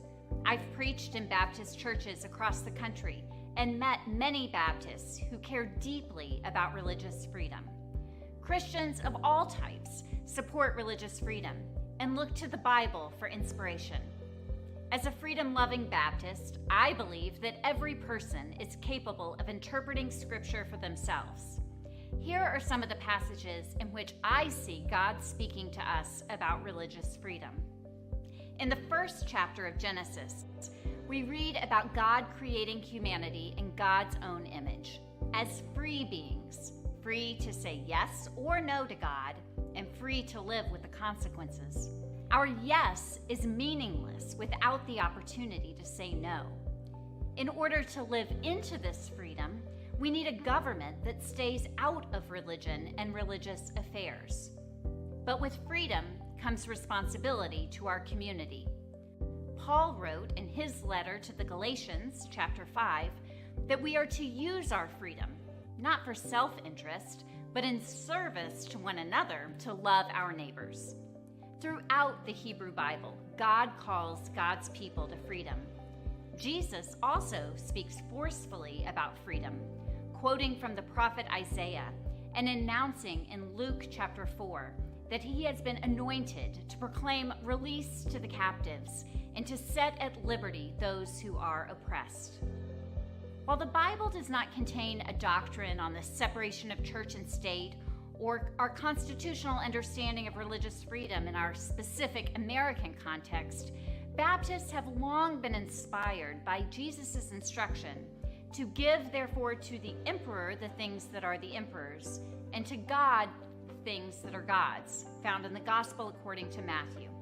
The institutions of religion and government are best kept separate.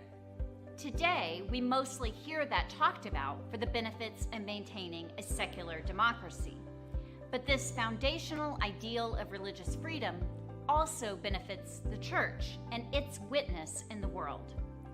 The Bible has inspired generations of Baptists and other Christians to be advocates for faith freedom for all.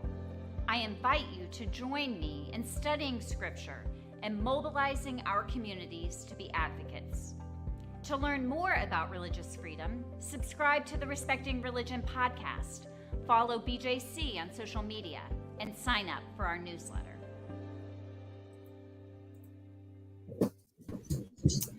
Hello, everyone. Welcome back to Georgia. How are you doing? Hey, good. Good. We're so excited to be back. This is our final in the field interview. So I'm joining, of course, from Oklahoma. And with us is Georgia McKee, who is from Texas, but she goes to Wake Forest Divinity in North Carolina. So we are just representing all of the states today during our telethon. Just a little bit of context for everyone watching. Georgia is was one of our summer interns this last summer, and she immediately jumped in after her internship to help out with our communications team. She's so creative and continues to work with us We're so happy to have her on the team. And we'll talk about your internship here in a minute, Georgia. But I wanted to know, what is your experience like being in seminary and working for BJC? I mean, for me, I think it's the best case scenario. I think that the best way you learn is by doing. And so I get to bring back to seminary some of the stuff that I'm learning out in the world, doing stuff with BJC, stuff that I learned in Washington, D.C. this summer with my internship. And then I also feel like I get to bring fresh ideas to BJC. So it's this really cool relationship where I can kind of be a bridge between new stuff happening and stuff that's already happening in the world. So it's awesome. I love it. That's great. And Georgia's already done so much for us from her perspective as a seminary student. So we love having that perspective from Georgia as well. But I also wanted to talk about, we have similar experiences. I'm personally not in seminary, but I did do an internship with BJC in 2020 when the pandemic hit, but we'll get back to that in a minute. And you had an internship this summer, obviously, and we both are on BJC staff now. So Georgia, when you were an intern and you got this opportunity to become, part-time BJC staff on our communications team, what made you want to continue working for BJC, and what does that look like for you? Yeah, I mean, for me, it was a no-brainer. Like, they teach you that you maybe shouldn't take jobs on the spot and that maybe you should think about it a little bit. But when I was sat down and the opportunity was given to me, I knew immediately that this is the kind of work I wanted to continue to do with BJC. And so it's been great. I come back from class and I do my work. Sometimes it's late nights, trying to get things in with doing schoolwork. But I love this organization. I love staff. I love these staff. I love working with you, Carly. I'm so glad you're now on the team. And I love learning from Amanda and her leadership, and Guthrie as well, and Sherilyn and the whole gang. Yeah, they're just great. I feel the exact same way. Side note, your lighting is amazing. You must have a ring light or something. Oh, for sure. I will apologize right now for it being so dark and not being prepared. But I will say, back to, being an intern and then being on BJC staff, I kind of got to experience the independent contracting work and got to work for BJC in that role for a couple of years before I became full-time. And I was the same way. I was like, I shouldn't seem too eager, but when Sherilyn emailed me right after my internship ended, and it was in the middle of the pandemic, and Christians Against Christian Nationalism was, gaining momentum, and I got the opportunity, I immediately emailed back yes. There was like no questions. I didn't ask how much. I didn't ask what the hours were. There was no question. Yes, I'm gonna keep working for BJC. I've been waiting for this. So I feel you there. Yeah, and it really makes me think of, so we met back in Dallas. So we were both at the CBF General Convention this past summer. And we met for the first time and kind of connected, and I was like, what's your dream job one day? And you said, I would love to work for BJC. And then a few months later, here we are. And so I think that's so cool. It is. And now we're on a telethon here, our very first BJC telethon, and we're interviewing each other. So it's a great place to be. Timing is perfect. And I talk a little bit about the internship. I love that Sherilyn and Amanda were plugging it earlier. Amanda's a former intern. She talked about Carlton, who's on our staff, who's a former intern, us too. And it's really cool to be able to have that kind of legacy of internships. And, as we experienced it, there's a lot of cool experiences that we got to have as interns. So can you think of one that stands out for you from your internship this summer? I mean, there's so many. One thing that was interesting about this summer was, when Supreme Court cases come out, they come out at 10 o'clock and every 10 minutes after that. And so I remember, I think it was a Wednesday, and us interns, Amanda showed us how to find out how Supreme Court cases are ruled and when decisions are called immediately. And so we're like refreshing our pages, thinking that one of our cases is going to be released. And it was the Dobbs case. which was just like a big moment for our country. And you could hear outside the window because the Supreme Court is right outside the DC office window. And you could just hear just like a bunch of loud noise, and then there's silence, and you see crowds of people. And I think we left, the security had us leave early that day because we were so close to the Supreme Court, and there was protests. So just kind of is a testament to just what it means to be in DC and how like actually real stuff happens, big stuff happens. And some days I took it for granted. The fact that I got to be there when so much happened. And it was, yeah, that was just the biggest thing, the biggest takeaway of that unique experience and internship. What about you? What was a one moment besides COVID? Right. So thankfully this happened before COVID. I was in person because one thing totally stands out for me, and it also involves a Supreme Court arguments that I got to attend. So it was before COVID, and Montana versus Espinoza was something that we had been working on and submitted a front of the court briefing to. So we had our briefing there, and we were covering, of course, the arguments, and Holly and Amanda attended, and Jennifer attended those arguments as well. But I had the opportunity as an intern to cover it through our Instagram story. And I remember Sherilyn coming to me and pitching this idea of doing an Instagram story of waiting in line and, attending the oral arguments, kind of follow me along this day. And so I got to do that. And I remember being like, okay, I guess I'll show up at like 3:30, 3 in the morning, 4:30, whatever, because you have to show up pretty early for some of those. And I remember leaving work that day, crossing the street to the Supreme Court because we were so incredibly close, our office is. And I crossed the street on my way home, and I was just checking it out, scoping it out. And there was already quite a long line forming. And so I had to get some sleep, and I ended up just showing up to the line at 1:30 in the morning, which was not the plan. But I was actually one of the last people to get a ticket to watch the oral arguments.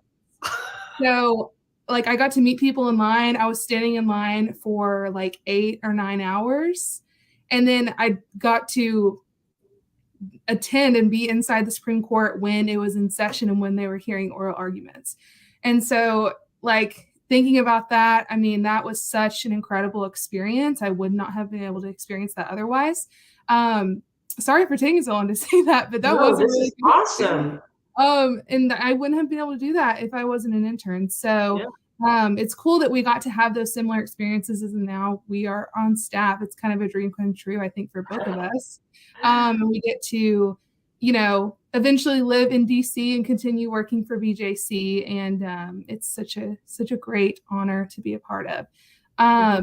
So wrapping up, I think you talked about with COVID, that had started when I was an intern, but you were the first person back in the office. You were the first set of interns to be back in the office after COVID, post-COVID, when we were opening everything back up. What was that like? It was a lot of excitement to get back into the world. It was a lot of also, the staff was getting used to what the organization was going to look like moving forward.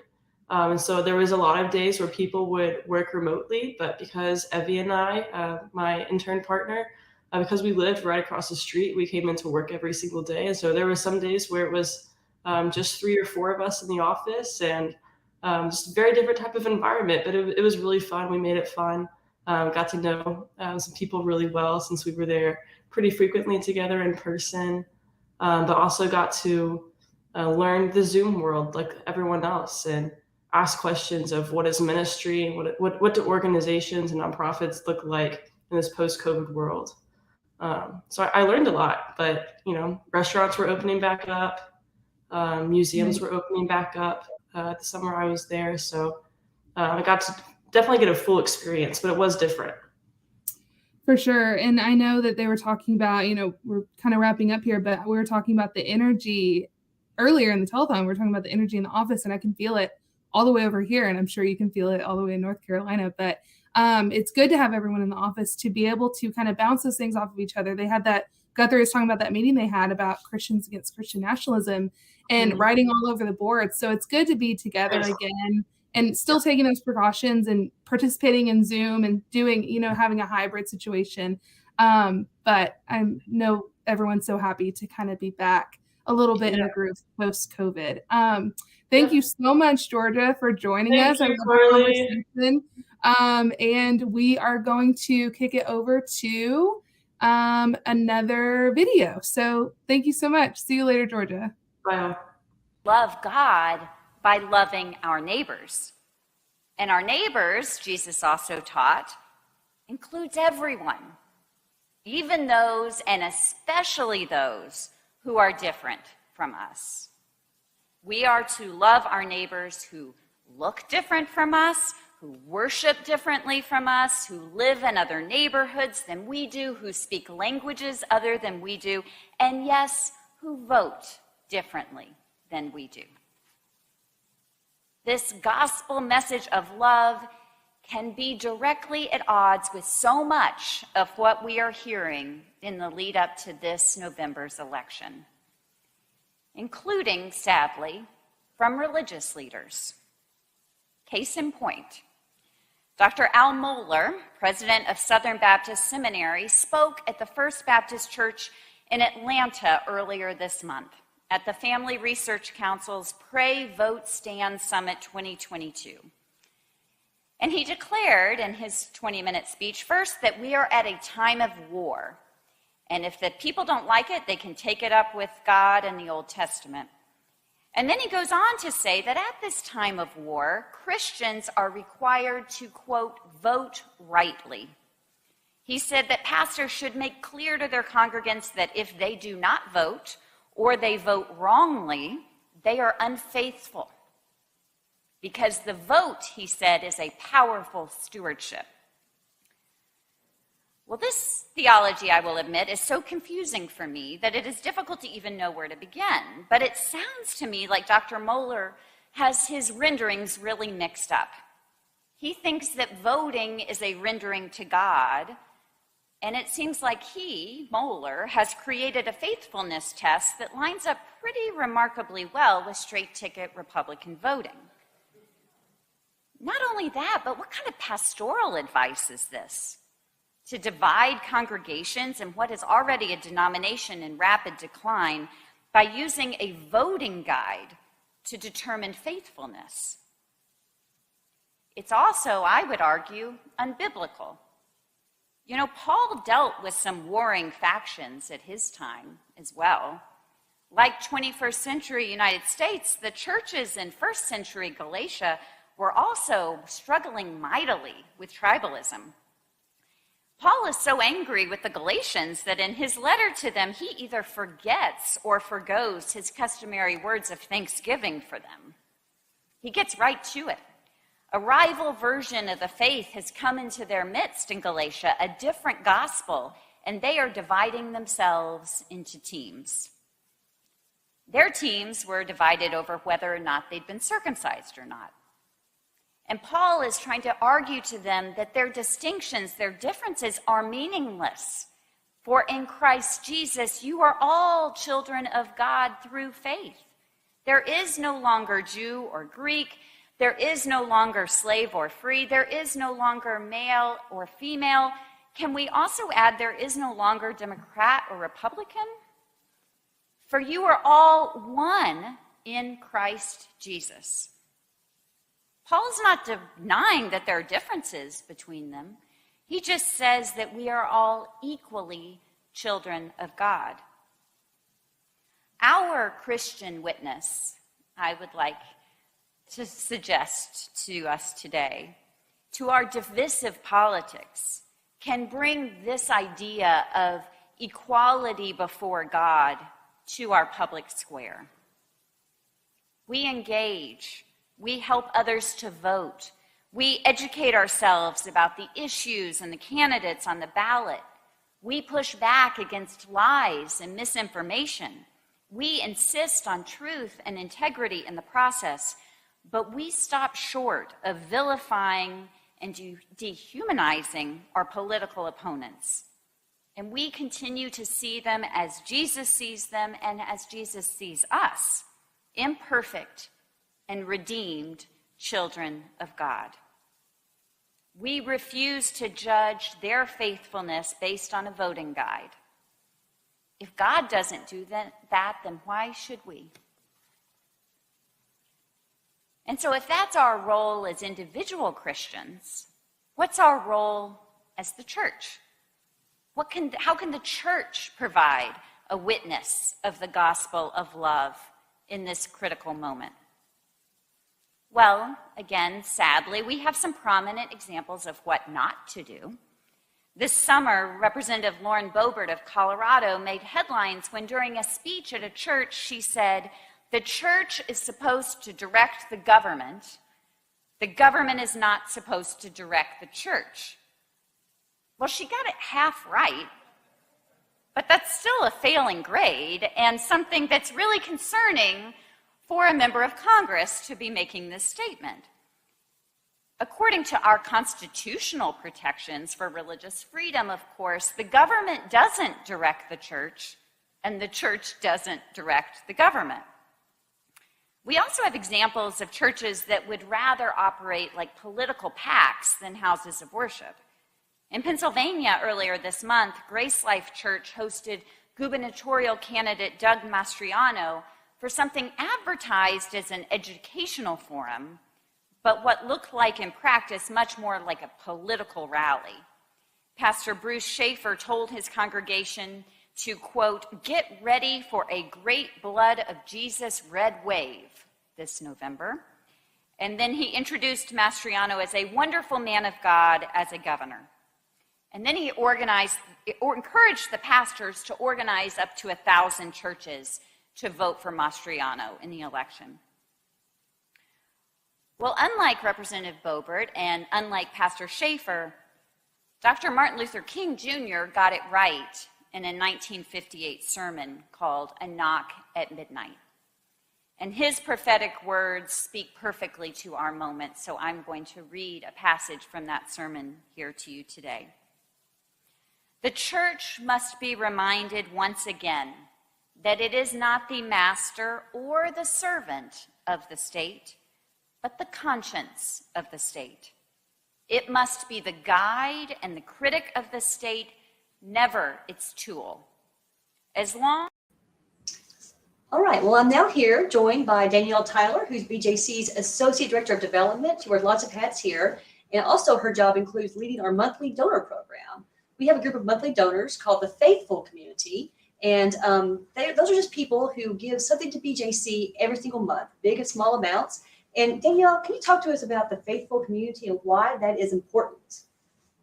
The Faithful Community is so important to BJC because it's sustained giving on a monthly basis. It allows us to increase and expand all of the programs and the resources that we bring to people across the United States. It's just a wonderful way to say, yes, I believe in what BJC is doing. And no matter the size of the gift, it has a tremendous impact. And we are so grateful here at BJC for our Faithful Community. And, you know, I'm on staff at BJC, but I'm also a monthly donor myself. Several on staff are, and so are our board members. But Danielle, just who are people who give monthly to BJC? We have pastors, we have had students who are in college, law students, our BJC fellows are a large part of our Faithful Community, our former interns. Everyone enjoys giving to us. Pastors, interfaith leaders, just anybody who's interested in the work that we're doing here at BJC and they believe passionately in it, they give. And Danielle, you tell me all the time how encouraged you are by the things you hear from the community. You really connect with them pretty regularly.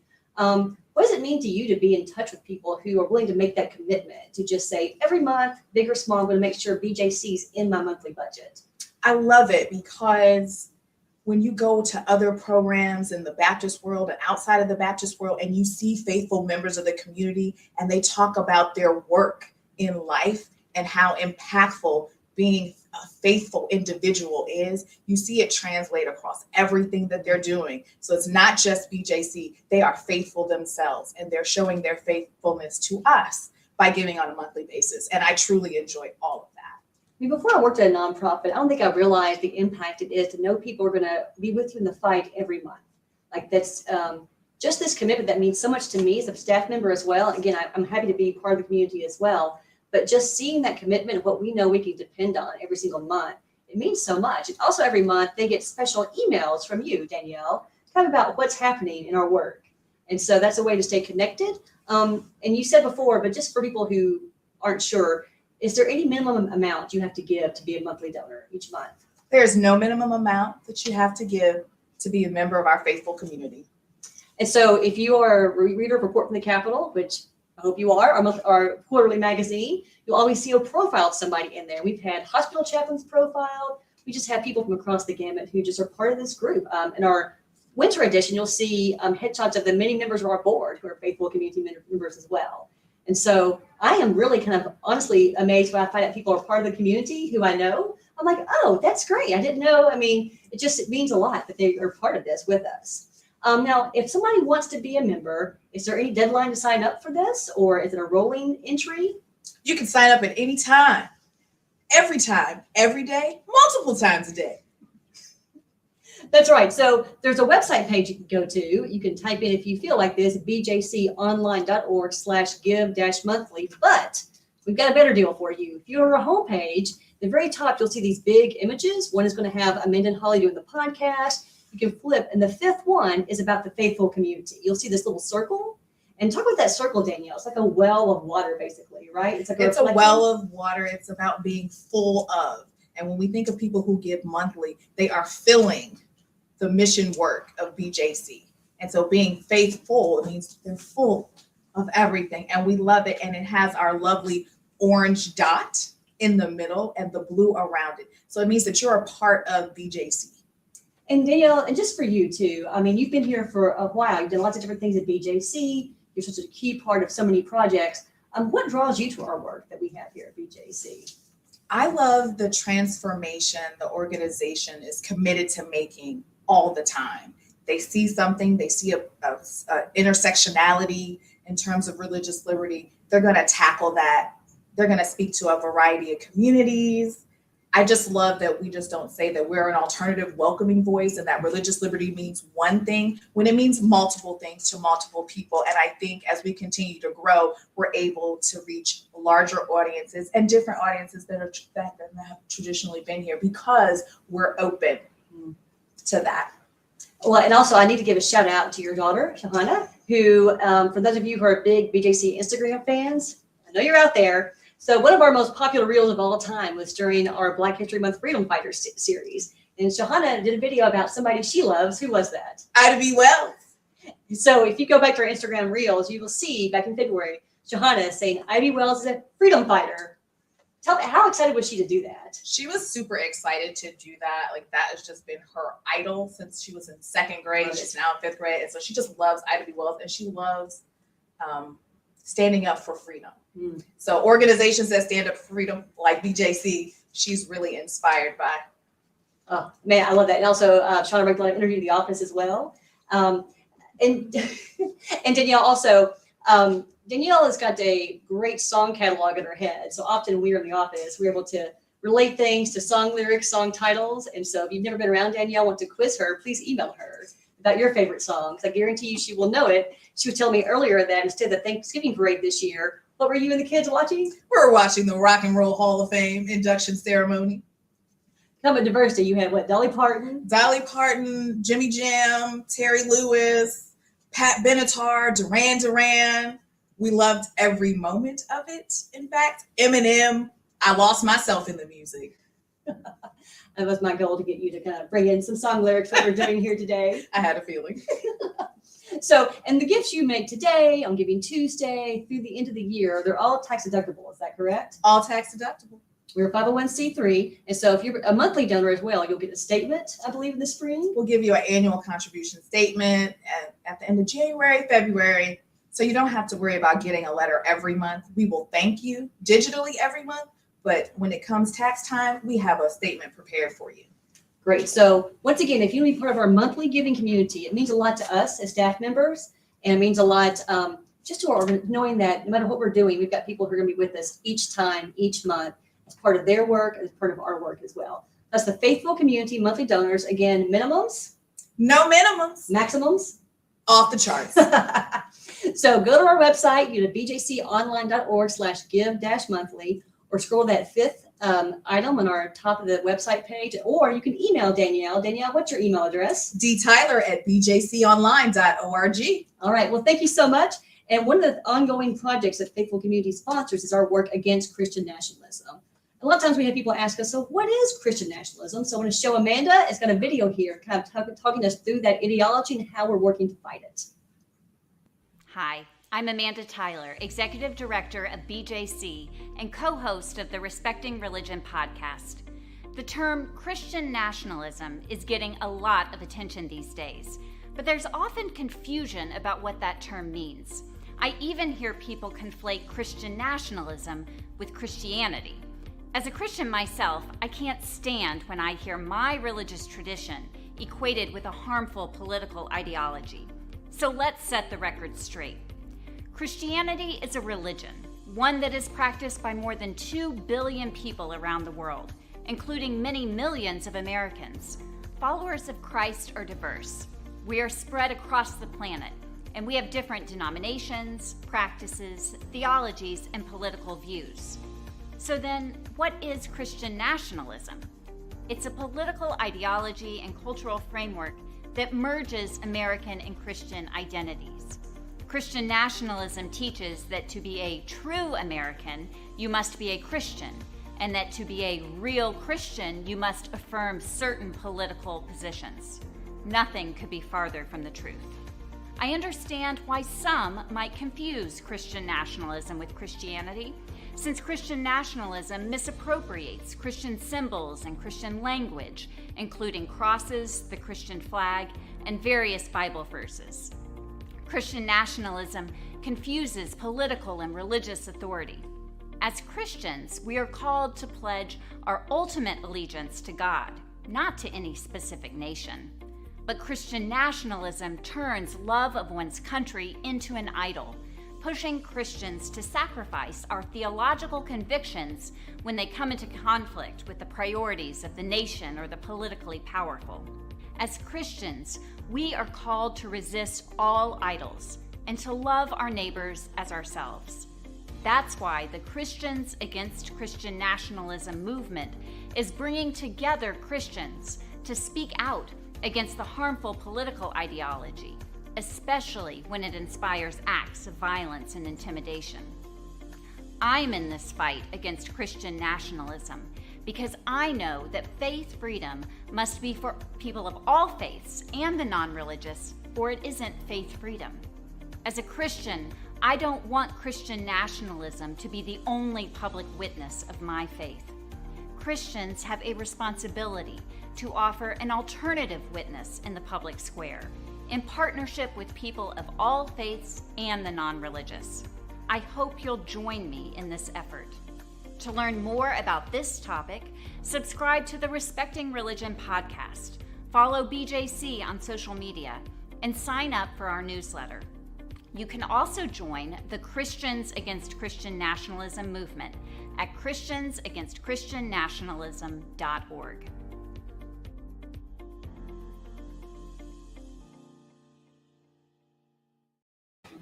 Welcome back to BJC headquarters here on Capitol Hill.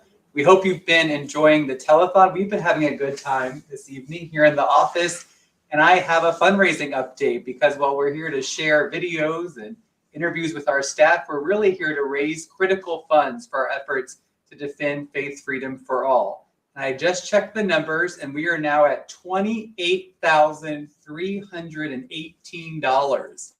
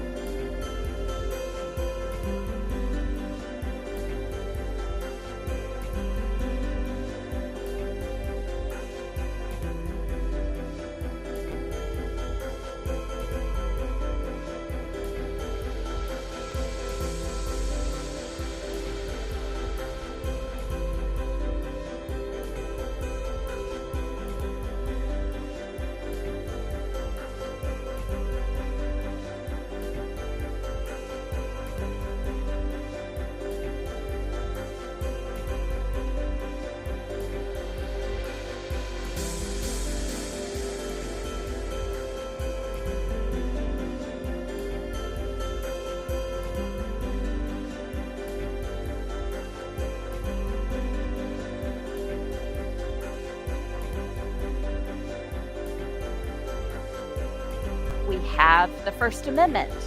Congress shall make no law respecting an establishment of religion or prohibiting the free exercise thereof.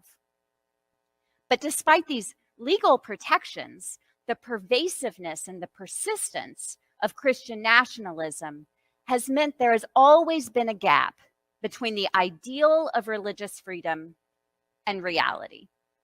There's a gap between who we say we are and who we really are. Let me give you another example.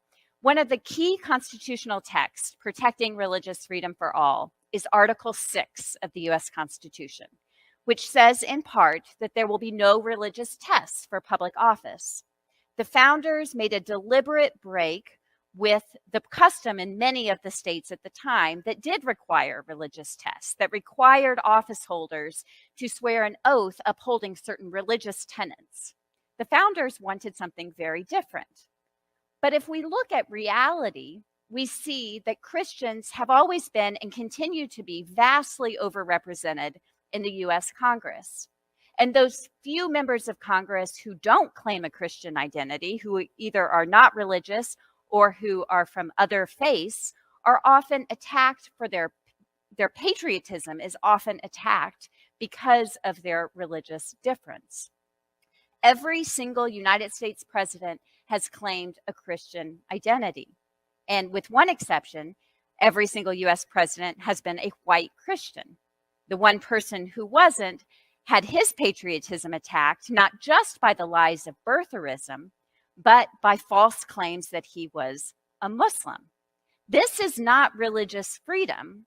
This is Christian nationalism rearing its ugly head.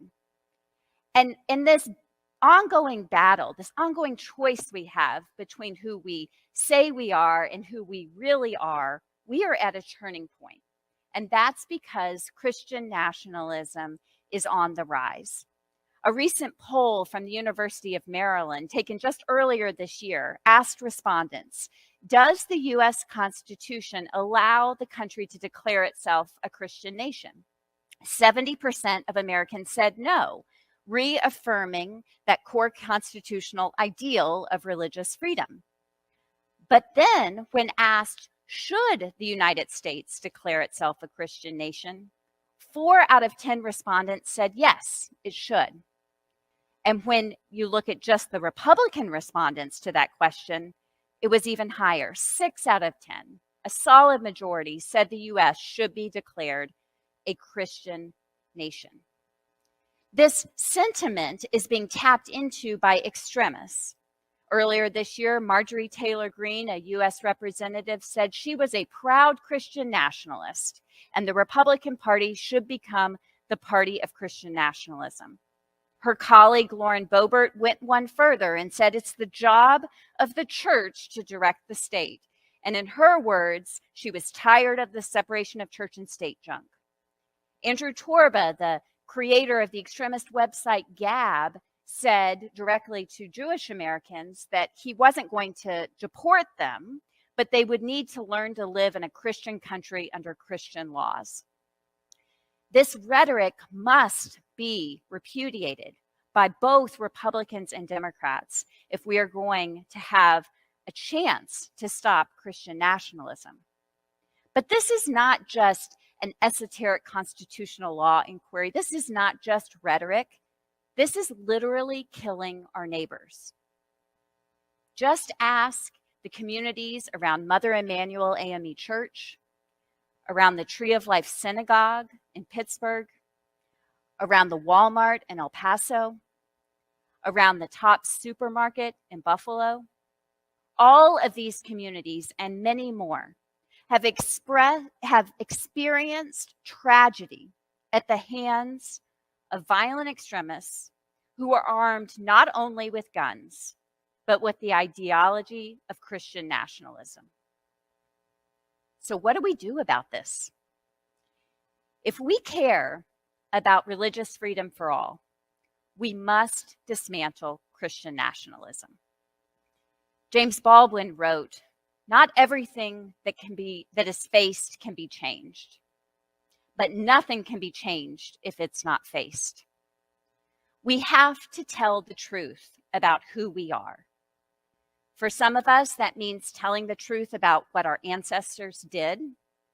For others, it means telling the truth about what our ancestors experienced. And for all of us, it will be an act of vulnerability, courage, and openness. We have to be willing to complicate a narrative that has given divine sanction to all kinds of evil committed in God's name. We have to be willing to understand that telling a more honest version of history is an act of patriotism, not an insult to it.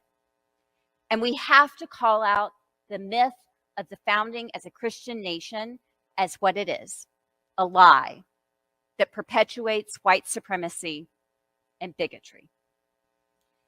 This is going to be hard. But if we do it, we will have the opportunity to tap into that ideal of religious freedom, that belonging in American society should never depend on what we believe or how we worship or how we identify religiously. And for those of us who are white Christians, we have to be willing to interrogate and understand how we have benefited from Christian nationalism. When I look back at that 18-year-old me in front of the VFW post, I understand why she was so starry-eyed about American democracy and freedom. Growing up white and Christian in Central Texas was not too hard. And I found a way of being Baptist that would affirm my calling as a woman. But since then, through time and experience, and most of all, relationship, I have come to appreciate how what I experienced as freedom is really Christian privilege, and how it is preventing my neighbors from having full religious freedom. Fannie Lou Hamer famously said, "Nobody's free until everybody's free." And I would add to her wise words, nobody's free until we dismantle Christian nationalism. This poison has been seeping for so long that the work to dismantle it will be long. It will take a concerted effort from a diverse coalition working together for everyone's freedom. And for those of us who are Christians, it gives us an opportunity to tap into whose we are, to lean into the gospel of love that can repudiate this false idol of power. And at Christians Against Christian Nationalism, we have developed resources for everyone to use to help have these conversations about Christian nationalism and the threat to American democracy, to freedom, to belonging, and to Christianity itself. Join us in this movement to fight Christian nationalism. And together, I believe we will finally be able to achieve religious freedom, not just for some, but for all.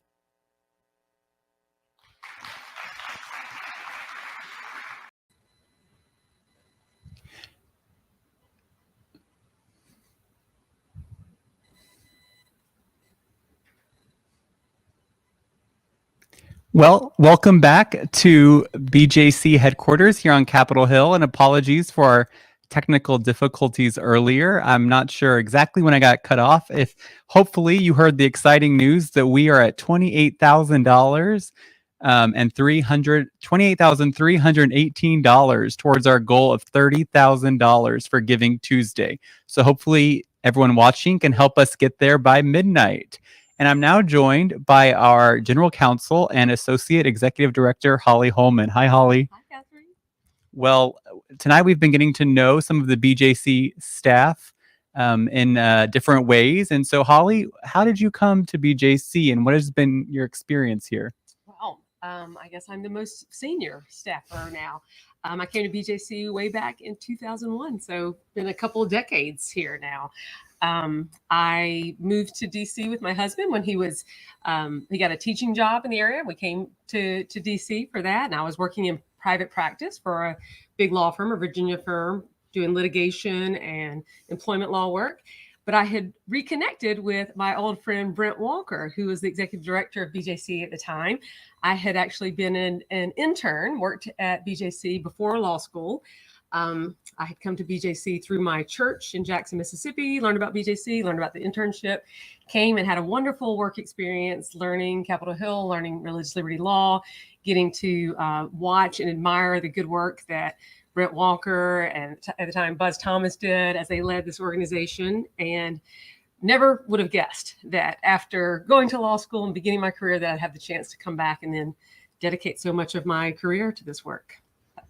Wonderful. Well, if you you can't see it now because it's night out, but right through this window across the street is the United States Supreme Court. We're very close to it here, and I wanted Holly to give you some insight about what is BJC's role at the court. Yes, we have had this prime location for many, many years, and we have had an active practice at the Supreme Court, an amicus practice, or we file amicus briefs. They're called, these are friend of the court briefs, and the really important religious liberty cases before the court.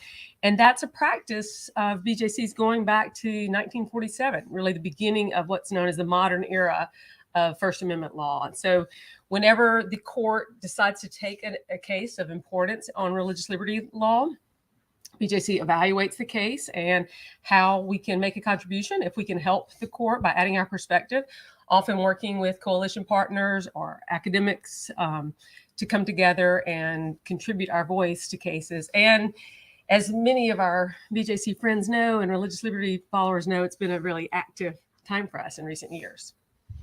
Now, we have the First Amendment, but really it's the first 16 words of the First Amendment that we are really interested in here at BJC. Congress shall make no law respecting an establishment of religion or prohibiting the free exercise thereof. What are those first things? I wrote them down. How do those two clauses work together to form our faith freedom for all protections? Yeah, BJC's perspective in this area is I wouldn't say unique. It's not the only one, but I'd say one thing that really makes us stand out is our commitment to both free exercise and no establishment. We talk about them being twin pillars of religious liberty, both being very important. The government should not interfere with religious practice. That's the free exercise part, that we have some ability to follow our conscience in ways that the government shouldn't be involved in, shouldn't be interested in, and should give us a lot of freedom. At the same time, the government should stay out of religion, should not pick and choose between religious winners and funding some religions over the other, or advancing religion and doing the work of religion itself. And that's that no establishment part. And we think that, both of those provisions have an important historical basis and a basis that has been good for religion and good for government. Now, in the past there's a long history of how those words have been interpreted by the court. But in the past 5 years in particular, we've seen some changes in how the court looks at religious liberty. How would you describe the shift going on right now at the court? Yeah, I think the transitions could be going on longer than that even. And in some ways, these concepts are always contested. We're always kind of fighting about how much they can mean. But I would say that in recent years, BJC has been very concerned that this court has been very interested in religion, interested in religious liberty, but has not valued the no establishment principles, the principles that are reflected in our court cases in the way that they have in the past. So that this court has been less likely to see that keeping government out of religion, keeping government from funding religious institutions actually serves an important purpose in making sure that all religions are equal and keeping the government from interfering in religious practice. So we're in this transition where the court is rejecting some earlier Establishment Clause standards, and we're looking to see what they're replacing them with. But that's a real concern for advocates for religious freedom, that we have this transition and we're not sure exactly where it's going to go. Well, a fun fact for everyone watching at home, Holly and I recently went to see Hamilton at the Kennedy Center, which was a lot of fun, a great musical. And Hamilton really has reinvigorated an interest in people understanding our country's founders and what was going on at the time of our founding.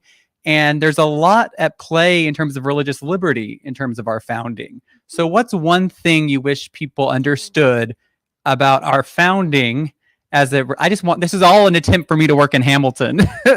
But the real question, I'm not going to sing. That will take down the whole enterprise here. My real question is, what is one thing about the founding of our nation as it relates to religious liberty that you hope people know? Yeah, like Hamilton taught us a lot about Hamilton and about the founders and how diverse they were and how they fought out these arguments resulted in the Constitution. And I would say one thing that I really wish people would see is how religious advocates at the time of the founding era fought against establishments. They understood that the government should have some distance from religion.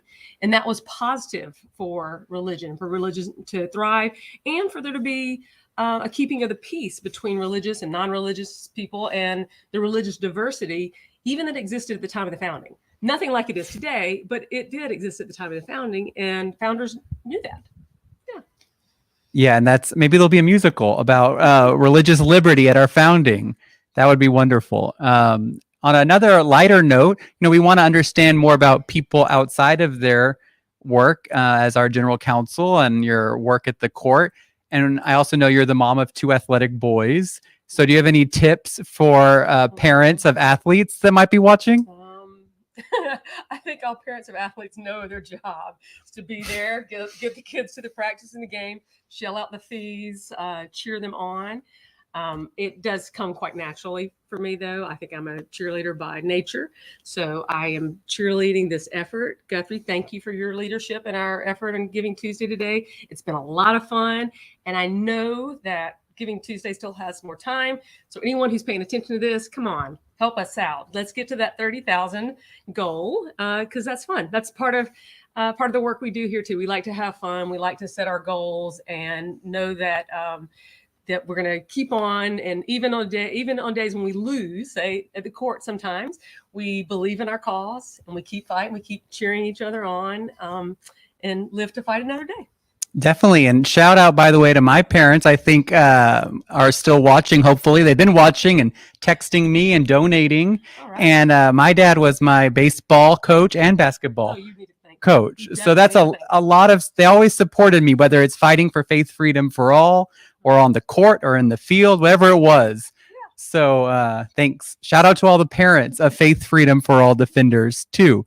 Last question. And I didn't know if I was going to have time to bring this up, but you're also teach at Georgetown Law Center, the religion in the law course. And anything you want to mention about that, or are you looking forward to it in the spring? Yeah, in the spring, I get to co-teach a class. It's called the Church State Seminar at Georgetown University Law Center, which is a great law school, of course, here in DC that takes advantage of all the practitioners and all the different fields for students to take advantage of. And I'm looking forward to that. Hope I have a lot of great students that continue to be interested in this area of law and to grow. And love getting to meet young students and nurture their interest in religious liberty. Well, great. Well, thank you, Holly, for talking about basketball, Hamilton, the Constitution. We've covered so many topics, and we're going to hear more after this next video from Holly's colleague, our Associate General Counsel, Reverend Jennifer Hawks, coming right up after this video about our work advocating for the Save Oak Flat Act. Please join our team at BJC and sign this letter to Congress in support of the Save Oak Flat Act.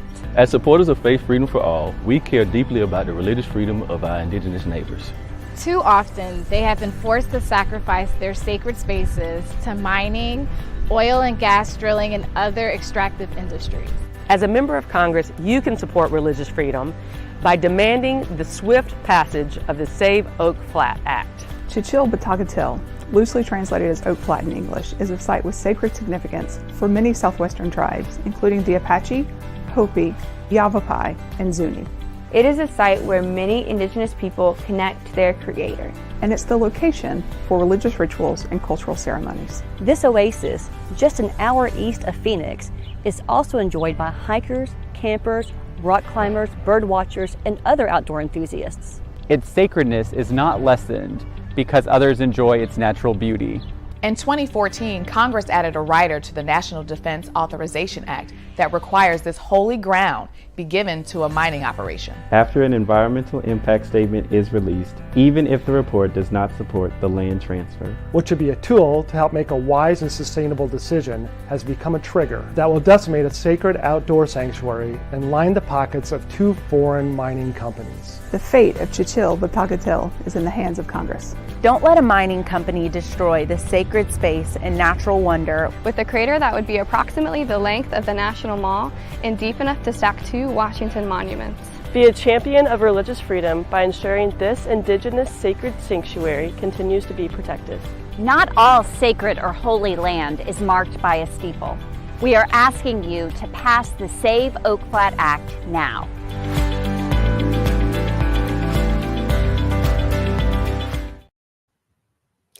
All right, well, that was a letter that we sent to Congress earlier this month, signed by more than 1,200 people. And I'm here now with Jennifer Hawks, our Associate General Counsel here at BJC. And she really has spearheaded our work to save the land known in English as Oak Flat. Now, Jennifer is a lawyer and an ordained minister. You might have seen her picture. She leads educational sessions with Charles, one of her sermons. We put one on YouTube a few weeks ago. So Jennifer, and you also do Supreme Court briefs. So Jennifer does a lot of things here at BJC. But Jennifer, I want to talk about that letter to Congress that we sent asking them to pass the Save Oak Flat Act. That's some detailed legislation that we'll get into here in a second. But talk about BJC's work to save this sacred land that's in Arizona. Thanks for the question, Sherilyn. So I love talking about our work to save Oak Flat because it's something that we are standing with our indigenous neighbors, and we have built relationships with them. And you mentioned that Oak Flat is the English translation of this name, and it's a loose English translation. And my best attempt at pronouncing the indigenous name is Chichil Batacatel. But there are lots of videos of the San Carlos Apache members talking about why this land is sacred to them, where they pronounce properly the name of their sacred land. So I would encourage you to go online and look for some of those videos and hear firsthand why this land is so important to them. It's a place of religious ceremony. It's a place of cultural ceremonies, but it's also just a beautiful spot. I got to visit it back in February, and it's great for hiking and camping, and there's water there. So you're not far from desert Arizona, and there's this oasis just an hour outside of Phoenix, and it's just an amazing spot. And now currently this land is under threat. Can you talk about the threat to this land that we're seeing now? Sure. So the land, it's part of the Tonto National Forest. And it's been protected from new mining since the 1950s. This is a long time that our federal government has decided this land is important, it is sacred, and so it's going to be protected for a multitude of reasons. But copper was discovered in the early 1990s underneath it, and so a copper mining operation would like access to that copper ore. But the type of mining that they're going to use is called block cave mining. So they're going to go underneath it, blow up a couple of tunnels so that the ore will fall into those tunnels and be extracted. And within a few years, the land above will cave in, kind of like a sinkhole. And it's going to be a massive sinkhole. The land will be totally destroyed. And so that's why we're working so hard to ensure that these protections that have been there since the 1950s can continue to protect this special land. Now, when you say massive sinkhole, like I'm no sinkhole expert. I think any sinkhole is a problem. I mean, anything when land I think is going to be there is not. It's weird, but talk about how big this sinkhole is or would be. So all the estimates project that it will be at least 1.8 miles across and up to 1,100 feet deep. So if you're familiar with DC, that's the length of the National Mall and the depth of 2 Washington monuments. Other national landmarks that people might be familiar with is the Golden Gate Bridge, is right around 1.8. It's football season, so 32 football fields stacked end to end is just over 1.8 miles. So it's a massive size. And one of our campaigns was to try to get people to walk 1.8 miles in your neighborhood to see how much of your neighborhood would be lost if a 1.8 mile crater opened in your own neighborhood. So then back to the Save Oak Flat Act, which is that letter we sent to Congress this month. What would the Save Oak Flat Act do? It's a very simple piece of federal legislation, which again is another great thing to be working on. It's only a couple pages long, so I encourage everyone to go read it for yourself. But it would basically just restore the protections that had been there since the 1950s and allow them to continue working and continue functioning as they have for all of these decades. Now, you've been working on this project for a while. You've brought some people together and you went to a Unity Summit 2 weeks ago, last week, with some members of Congress and some students, high school students from Arizona as well. How have you seen people come together on this issue, and what's the obstacles that remain? Well, the biggest obstacle is getting it on people's radar. There's so much happening right now in the world and so many good causes that it's hard to break through on issues that seem remote and seem like someone else's problem. But this is all of our problems. This is federal land, and it's time for us to stand with our indigenous neighbors. But I've loved seeing people come together. So we've had more than 100 religious denominations come together, local, state, and national groups. And it's been invigorating to work with them. We've got conservative religious groups, we've got liberal religious groups. This really is an issue that cuts across all normal dividers. And we've had, as you mentioned, the age differences. We have high school kids involved, all the way up through our committed retired folks. So it's just a fun issue to work on. So how can people get involved in this? Are there still ways you can make a difference? Absolutely. So the biggest thing is to contact a member of Congress, because we need to get this on the radar. But you can also share about this on social media. We have a lot of resources on our website, bjconline.org/saveoakflat. Also on the homepage, to scroll through the first top things, you'll see it. I think it's number 2, maybe on the home screen. Go ahead. And on that page, we give a lot of other ideas. So walk the 1.8 miles and share about that. We have sample tweets and graphics that you can share. We need to get people talking about this, and we need people from across the country to talk about this. And if you've never called a member of Congress, Jennifer, what does that look like? Is that a long process for people? It's easy. It's having a conversation. And so you call the switchboard. You can ask for your member of Congress. You can also just send them an email and just say, I'm your constituent. And when I go into offices as Jennifer Hawks from BJC, I'm there as a policy person. And so they listen to me. They pay attention, but they're really going to pay attention to you if you call as a constituent, because your voice is more important than my voice when it comes to those offices. So call. We have a sample script. It doesn't have to be long. You don't have to be an expert. You can point them back to BJC. I'm happy to take any technical questions from offices.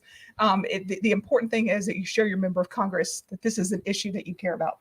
And one thing Jennifer has said many times, and she didn't say it tonight, but I'm going to quote Jennifer: not all sacred space is marked with a steeple. So because those of us who may be Protestant don't have the same sort of connection to land, this is really sacred ground. And Absolutely. It'd be like protecting a church in our tradition. Absolutely.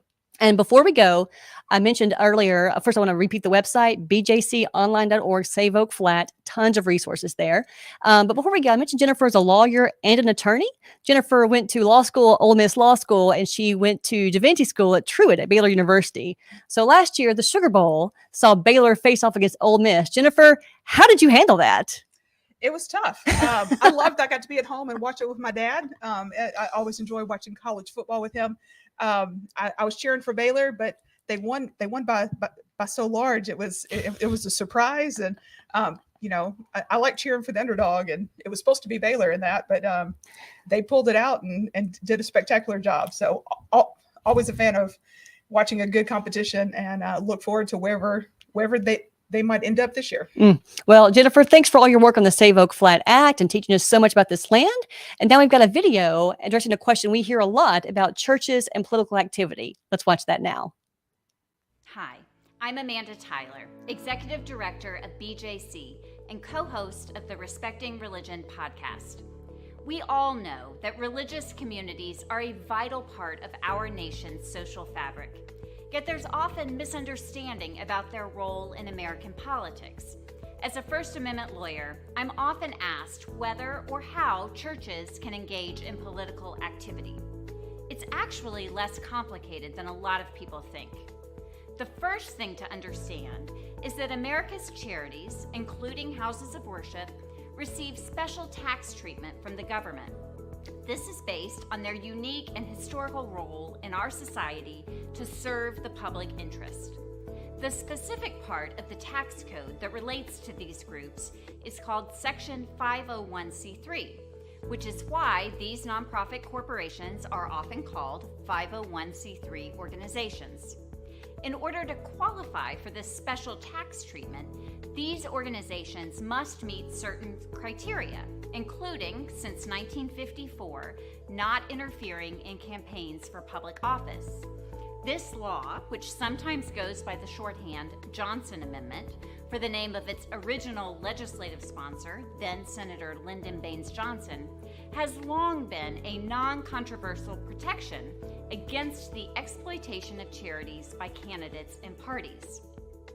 When former President Donald Trump said he wanted to totally destroy the protections of the Johnson Amendment, a diverse array of secular and religious groups and individuals spoke out against the bill as undermining the independence of our organizations, and his attempt failed. While churches and other houses of worship cannot keep their nonprofit tax status while engaging in partisan political activity, such as raising money for a candidate or political party, telling the congregation who to vote for or against, or broadcasting political ads, churches and other houses of worship are free to engage in many other forms of political advocacy. Tax-exempt houses of worship can encourage voter participation and can even host candidates to address the congregation if they give all candidates equal opportunity. Churches can create nonpartisan voter guides, volunteer their facilities to be a polling place, and drive people to the polls, so long as they do so in ways that do not favor one party or candidate or tell people how to vote. Churches are free to talk about and mobilize their members around a variety of topics, such as abortion, Black Lives Matter, LGBTQ inclusion, foreign policy, and any other issue, without jeopardizing their tax status. Our democracy is stronger with the participation of houses of worship in our public life, and our houses of worship are freer when candidates and parties don't use them for their partisan political purposes. And if a house of worship wants to wade into the political morass, it's free to do so, as long as it gives up that special tax status. To learn more about this topic, subscribe to the Respecting Religion podcast, follow BJC on social media, and sign up for our newsletter.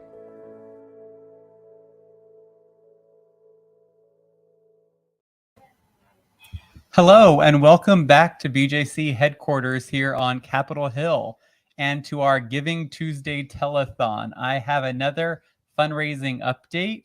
Again, to remind you, those of you that maybe joined us later in the evening, we started with a goal of $14,000 for Giving Tuesday. We are now at $29,480.95. That's awesome. That's amazing. So exciting. And we have set a goal of reaching $30,000 by midnight. That means, let me do some math on air. We are $519.05 away. Wow. Whoa, okay. I'll check my math. Is that right? We're not sure. Yep. Yes. We are so close. So if you're watching right now, be that person to give $519.05 and send us over our goal. That would be so amazing. But now we're going to turn to our next live interview segment with our wonderful fall interns, Elizabeth and Harrison, and I will let them introduce themselves and where they're coming from to work at BJC this semester. Yeah, so my name is Elizabeth Tadlock. I'm originally from Birmingham, Alabama, and I just graduated from Mercer University in May. Go Bears!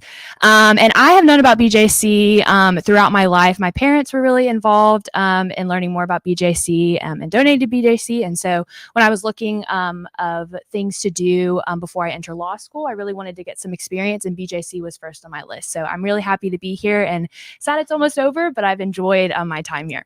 Yep. So I'm Harrison Dickerson, and I'm from Bentonville, Arkansas, as y'all know. I go to Texas Christian University, go Horned Frogs, and I'm going to graduate in May. And the real reason I came to BJC was because I really wanted to learn more about the legal side of things, but I've learned so much more. I've learned a lot from Guthrie. I've learned a lot from Julia. I've learned a lot from everyone, mainly education, communication, and development.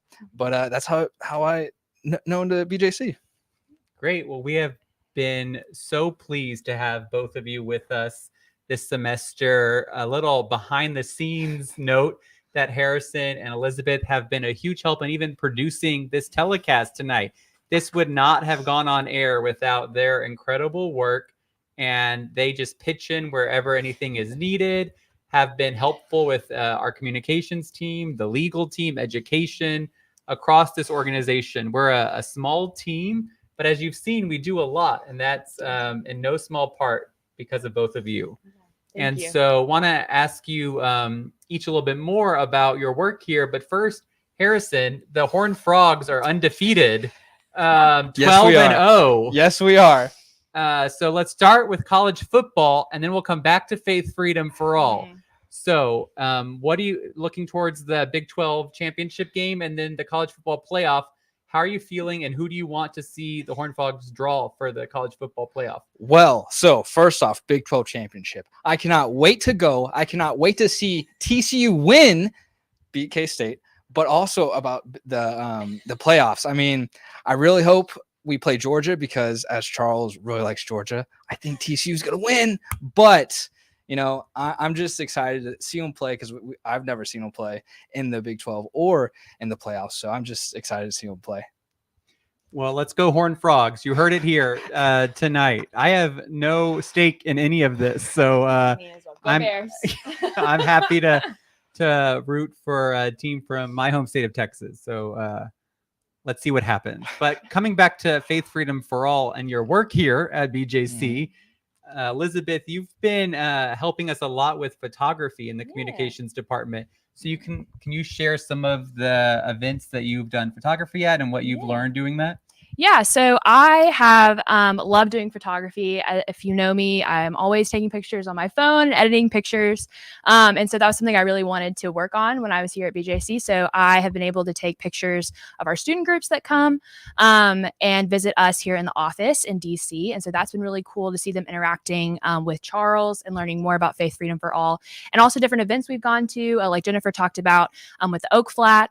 We got to go to that summit and take pictures, and everyone was dressed in their beautiful cultural outfits. And it was so cool to just take different angles and kind of play with it. And we got some really cool pictures with that. So I really enjoyed something that I kind of knew about, but I've learned about so much more here at BJC. Wonderful. Well, you both were part of an amazing video, a viral video.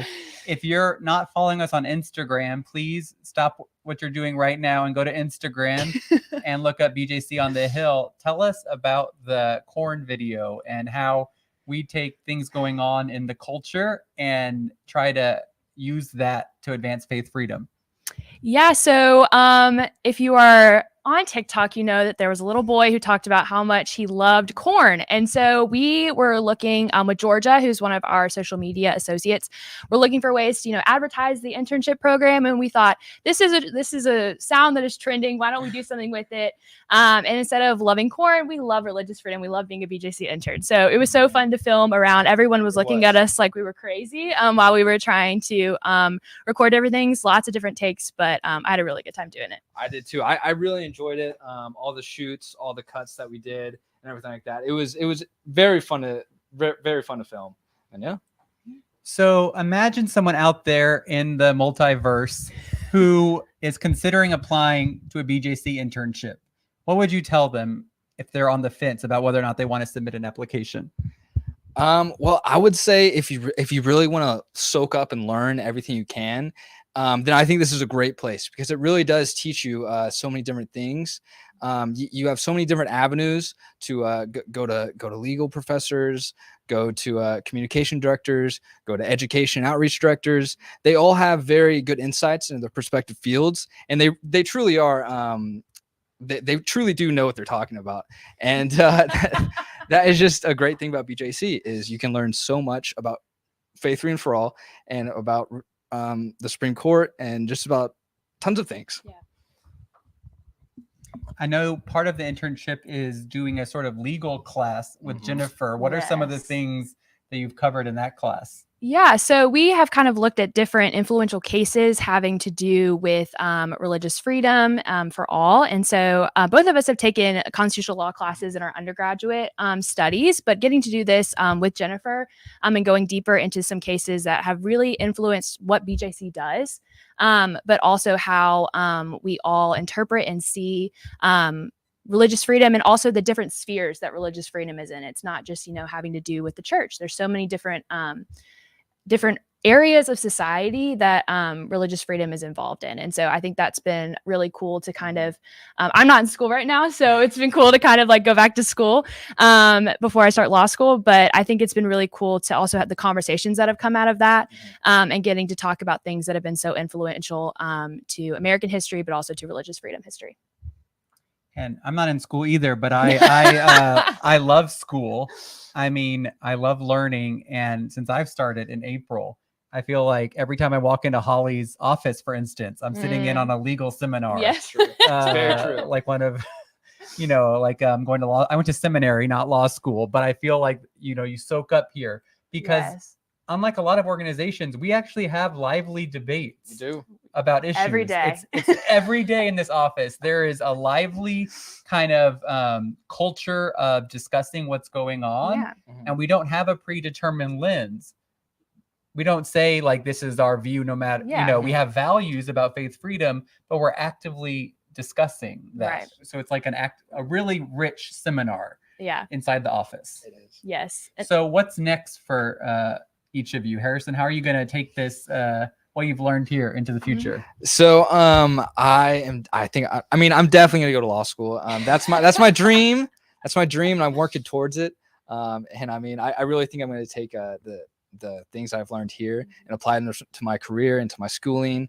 I look back on my internship and I see that I did learn things a lot here. I used things from school. I didn't think I was ever really going to use too much from school, but I did.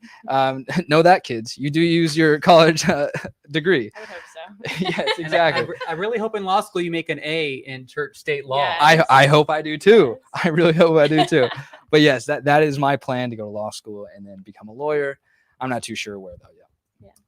I think for me, it's definitely been a reassurance of I've always been interested in constitutional law. And I think organizations like BJC are so important because they help bring, the law and different opinions and stuff like that. It can seem like it's this very complicated thing.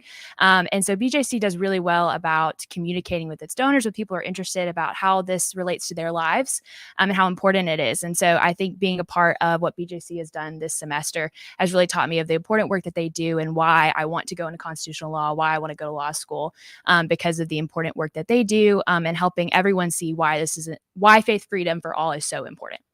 Thank you both. Thank you for everything you've done this semester, and thank you for helping put this telecast on tonight. Yes, thank you, Guthrie. And now we're going to go to another video.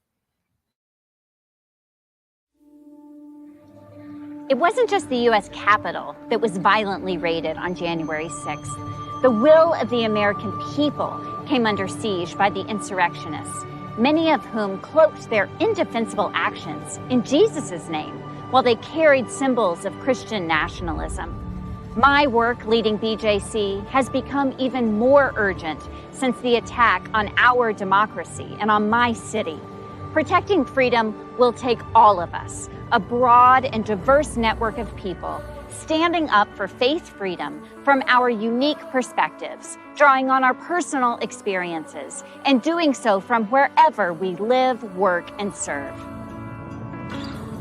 Protecting faith freedom for all doesn't just include other Christian groups, but standing up for other religious groups and people who don't follow any religious practice.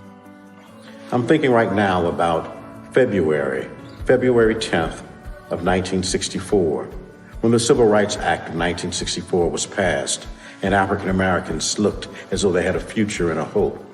8 days later, this church was bombed because of its commitment to social freedom, political freedom, religious freedom here in this community. When I think about the 6th anniversary of Mother Emanuel Church, I think about how fragile freedom is. Will we continue to fight for it, hold on to it, because it is important? Regardless of bombs or regardless of guns, we're committed to freedom. In rural communities like my own, we respect the American flag. In preparation for Easter, we had a heated conversation about the presence of the flag in the worship space. Hard conversations happen, but we recognize without them, we dilute the gospel message when we are more focused on the presence of a flag than the gospel being preached. I'm in the hills of Oakland, California, overlooking San Francisco Bay. Oakland is a beautiful, diverse city, a sanctuary city where people come from all over the world seeking refuge and home. When unjust laws, like a Muslim ban, cause friends, neighbors, colleagues in the Interfaith Council of Alameda County to live in fear, BJC is there to stand for faith, freedom for all. I confess that when I first heard of BJC, I was fine until I learned that the B stood for Baptist. I came with assumptions, nearly all of them misguided. BJC invited me, a woman of Jewish faith, into a working partnership for those of us who embrace the Abrahamic faiths, to those who hold a variety of faith practices, and those who choose to express their human seeking in other ways. BJC's visionary work moving faith freedom forward is vitally important. So many lives intersecting, so many nationalities and religions. Here as First Baptist Church, we have joined with Worcester Interfaith and so many other congregations to work to ensure equity and justice for all of our students and their parents. Una de las más grandes bendiciones que recibí al llegar como un inmigrante a los Estados Unidos fue tener el derecho de hablarle sin miedo las verdades al poder de turno, ejerciendo así el papel profético. Como pastor latino, sé que puedo abogar a favor de asuntos morales y políticos, pero sin tener que decirle a nuestra gente por quién votar. Mantengámoslo así. Central Seminary has a deep historic relationship with the diverse peoples of Myanmar. Our partners and alumni there know firsthand the oppression of colonialism, the harsh persecution of dictatorship, and now the increasing violence since the military coup on February 1st. And as we commit to moving faith freedom forward, we must not forget the oppressed in places like Myanmar. A key element to truly embracing religious liberty for all in these United States is understanding whose land we are truly on. I come to you from the traditional lands of the Lenni Lenape people, and I hope you know your land as well. Before I even knew what faith freedom was, my faith has been my freedom to just be a Black woman in America. I believe while I'm on this earth, it's my responsibility to ensure that others have that same freedom, no matter their faith. Let's continue to put a spotlight on religious liberty in all its many intersections, including racial justice. Because just as our faith work cannot be separated from anti-racism work, neither can our faith freedom work be separated from it. It's all connected. During the Civil War, formerly enslaved people were called contrabands of war as they sought refuge here in the city of Alexandria, Virginia. Many lie here unnamed in Freedmen's Cemetery. Moving faith, freedom forward for all is imagining a world where people are unapologetically committed to ending racial and religious discrimination so that all human beings can experience the fullness of freedom in this life and not simply the next.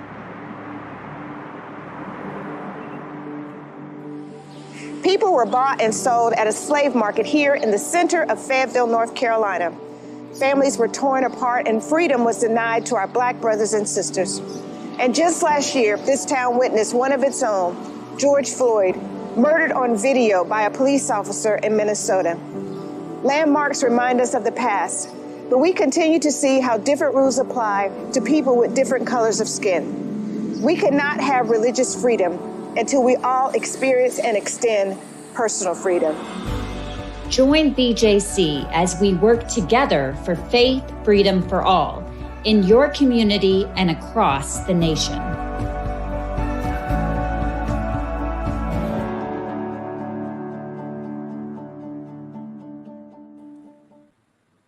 All right, you've been here the whole time.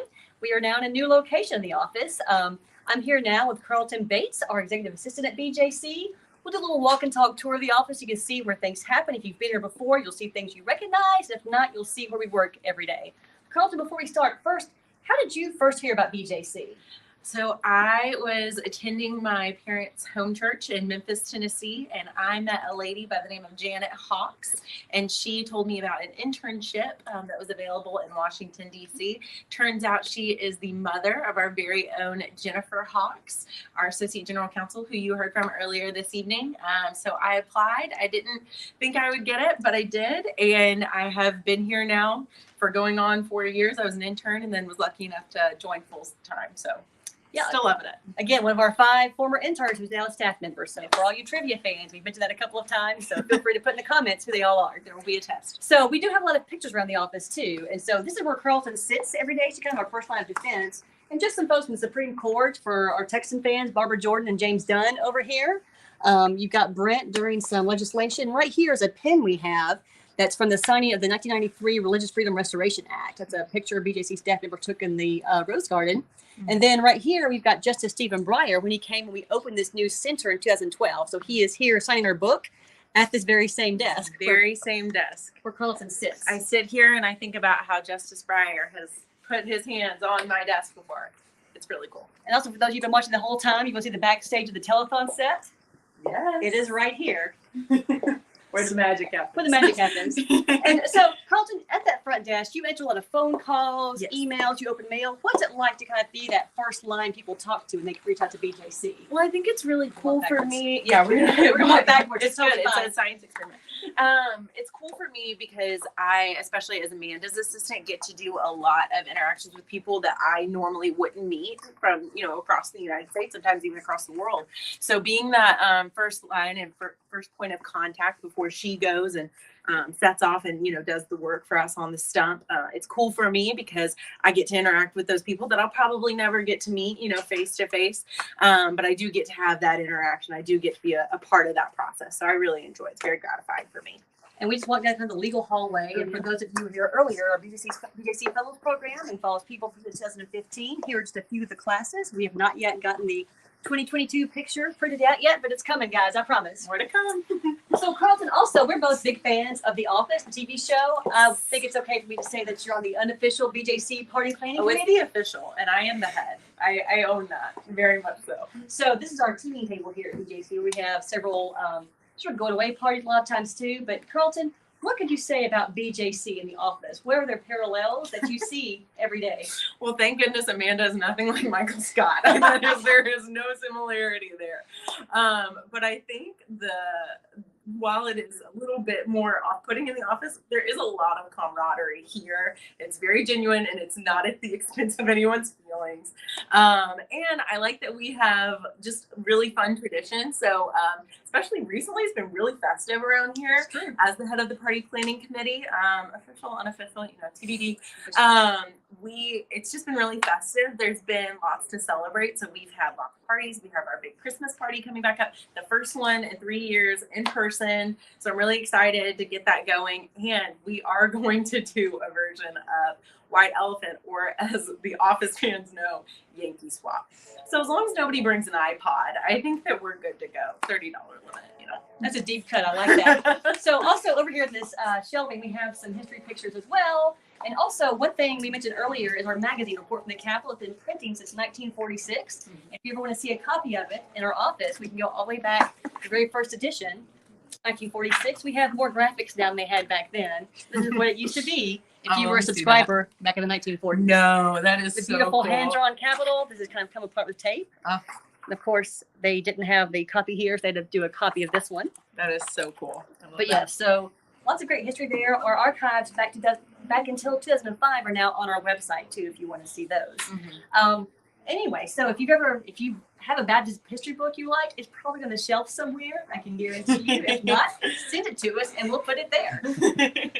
Now, Carlton, during this whole telecast, we've had a lot of discussion about football. Oh man. And I need to tell people that you are now an Alabama fan, as am I, although you come to it by marriage. I do I married into it, yes. And you grew up in Tennessee, as I you did. mentioned earlier. Yes. How did you survive the Alabama-Tennessee football game this year? Well, I gotta say, I was never really a Vols fan, to be honest. I did not grow up a Vols fan, which is a good thing because the family I married into, it would not have been accepted.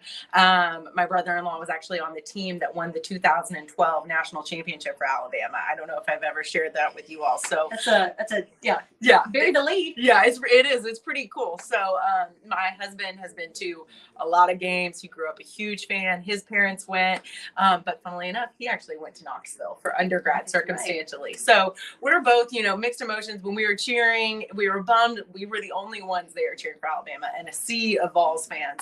But it was a great game. Came down to that final field goal. I think it was really going to be anybody's game. But what I'm loving is that there's still a chance that Alabama might make it in the playoffs, and I'm not seeing much of a chance for the Vols. So shrug.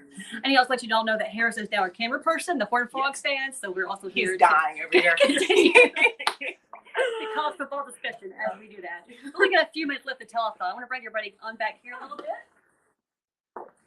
So our offices are known. Let me show you also. You mentioned we saw the Josiah interview earlier today. We do have a board of Josiah Isms over here in tribute to great things Josiah has said over time. So if you ever come to visit the office, for example, the social butterfly was a little too free. It's one of my favorites. Yes. Talking about Texas is my love language. Josiah says that all the time. And this is marker board paint for those of you who are wondering at home. Also, we've been on the air for almost 3 hours, everybody, in case you're wondering if it can't be obvious. So when we redid this office space, BJC has been in this building since the 60s. I believe Vice President Nixon helped hit the cornerstone for this building when it was erected in the early 60s. So we've also been here, but we redid this whole space in 2012 to make this become our Center for Religious Liberty. So we did that. We hired an artist to come show some BJC history over the years. Again, the Barbara Jordan picture is over here, but a few things we've done over the years, amicus briefs, and just, how we do education over the years, and some Baptist champions, and we've got our former executive directors here on the wall. As you can tell, Minna Tyler, our first woman director of BJC, and many of you know Brett Walker here in the back. We switched to photographs whenever Brett retired in 2016. So Carlton, before we go, anything else that you want to say about your time at BJC? Is it different being an intern versus a staff member?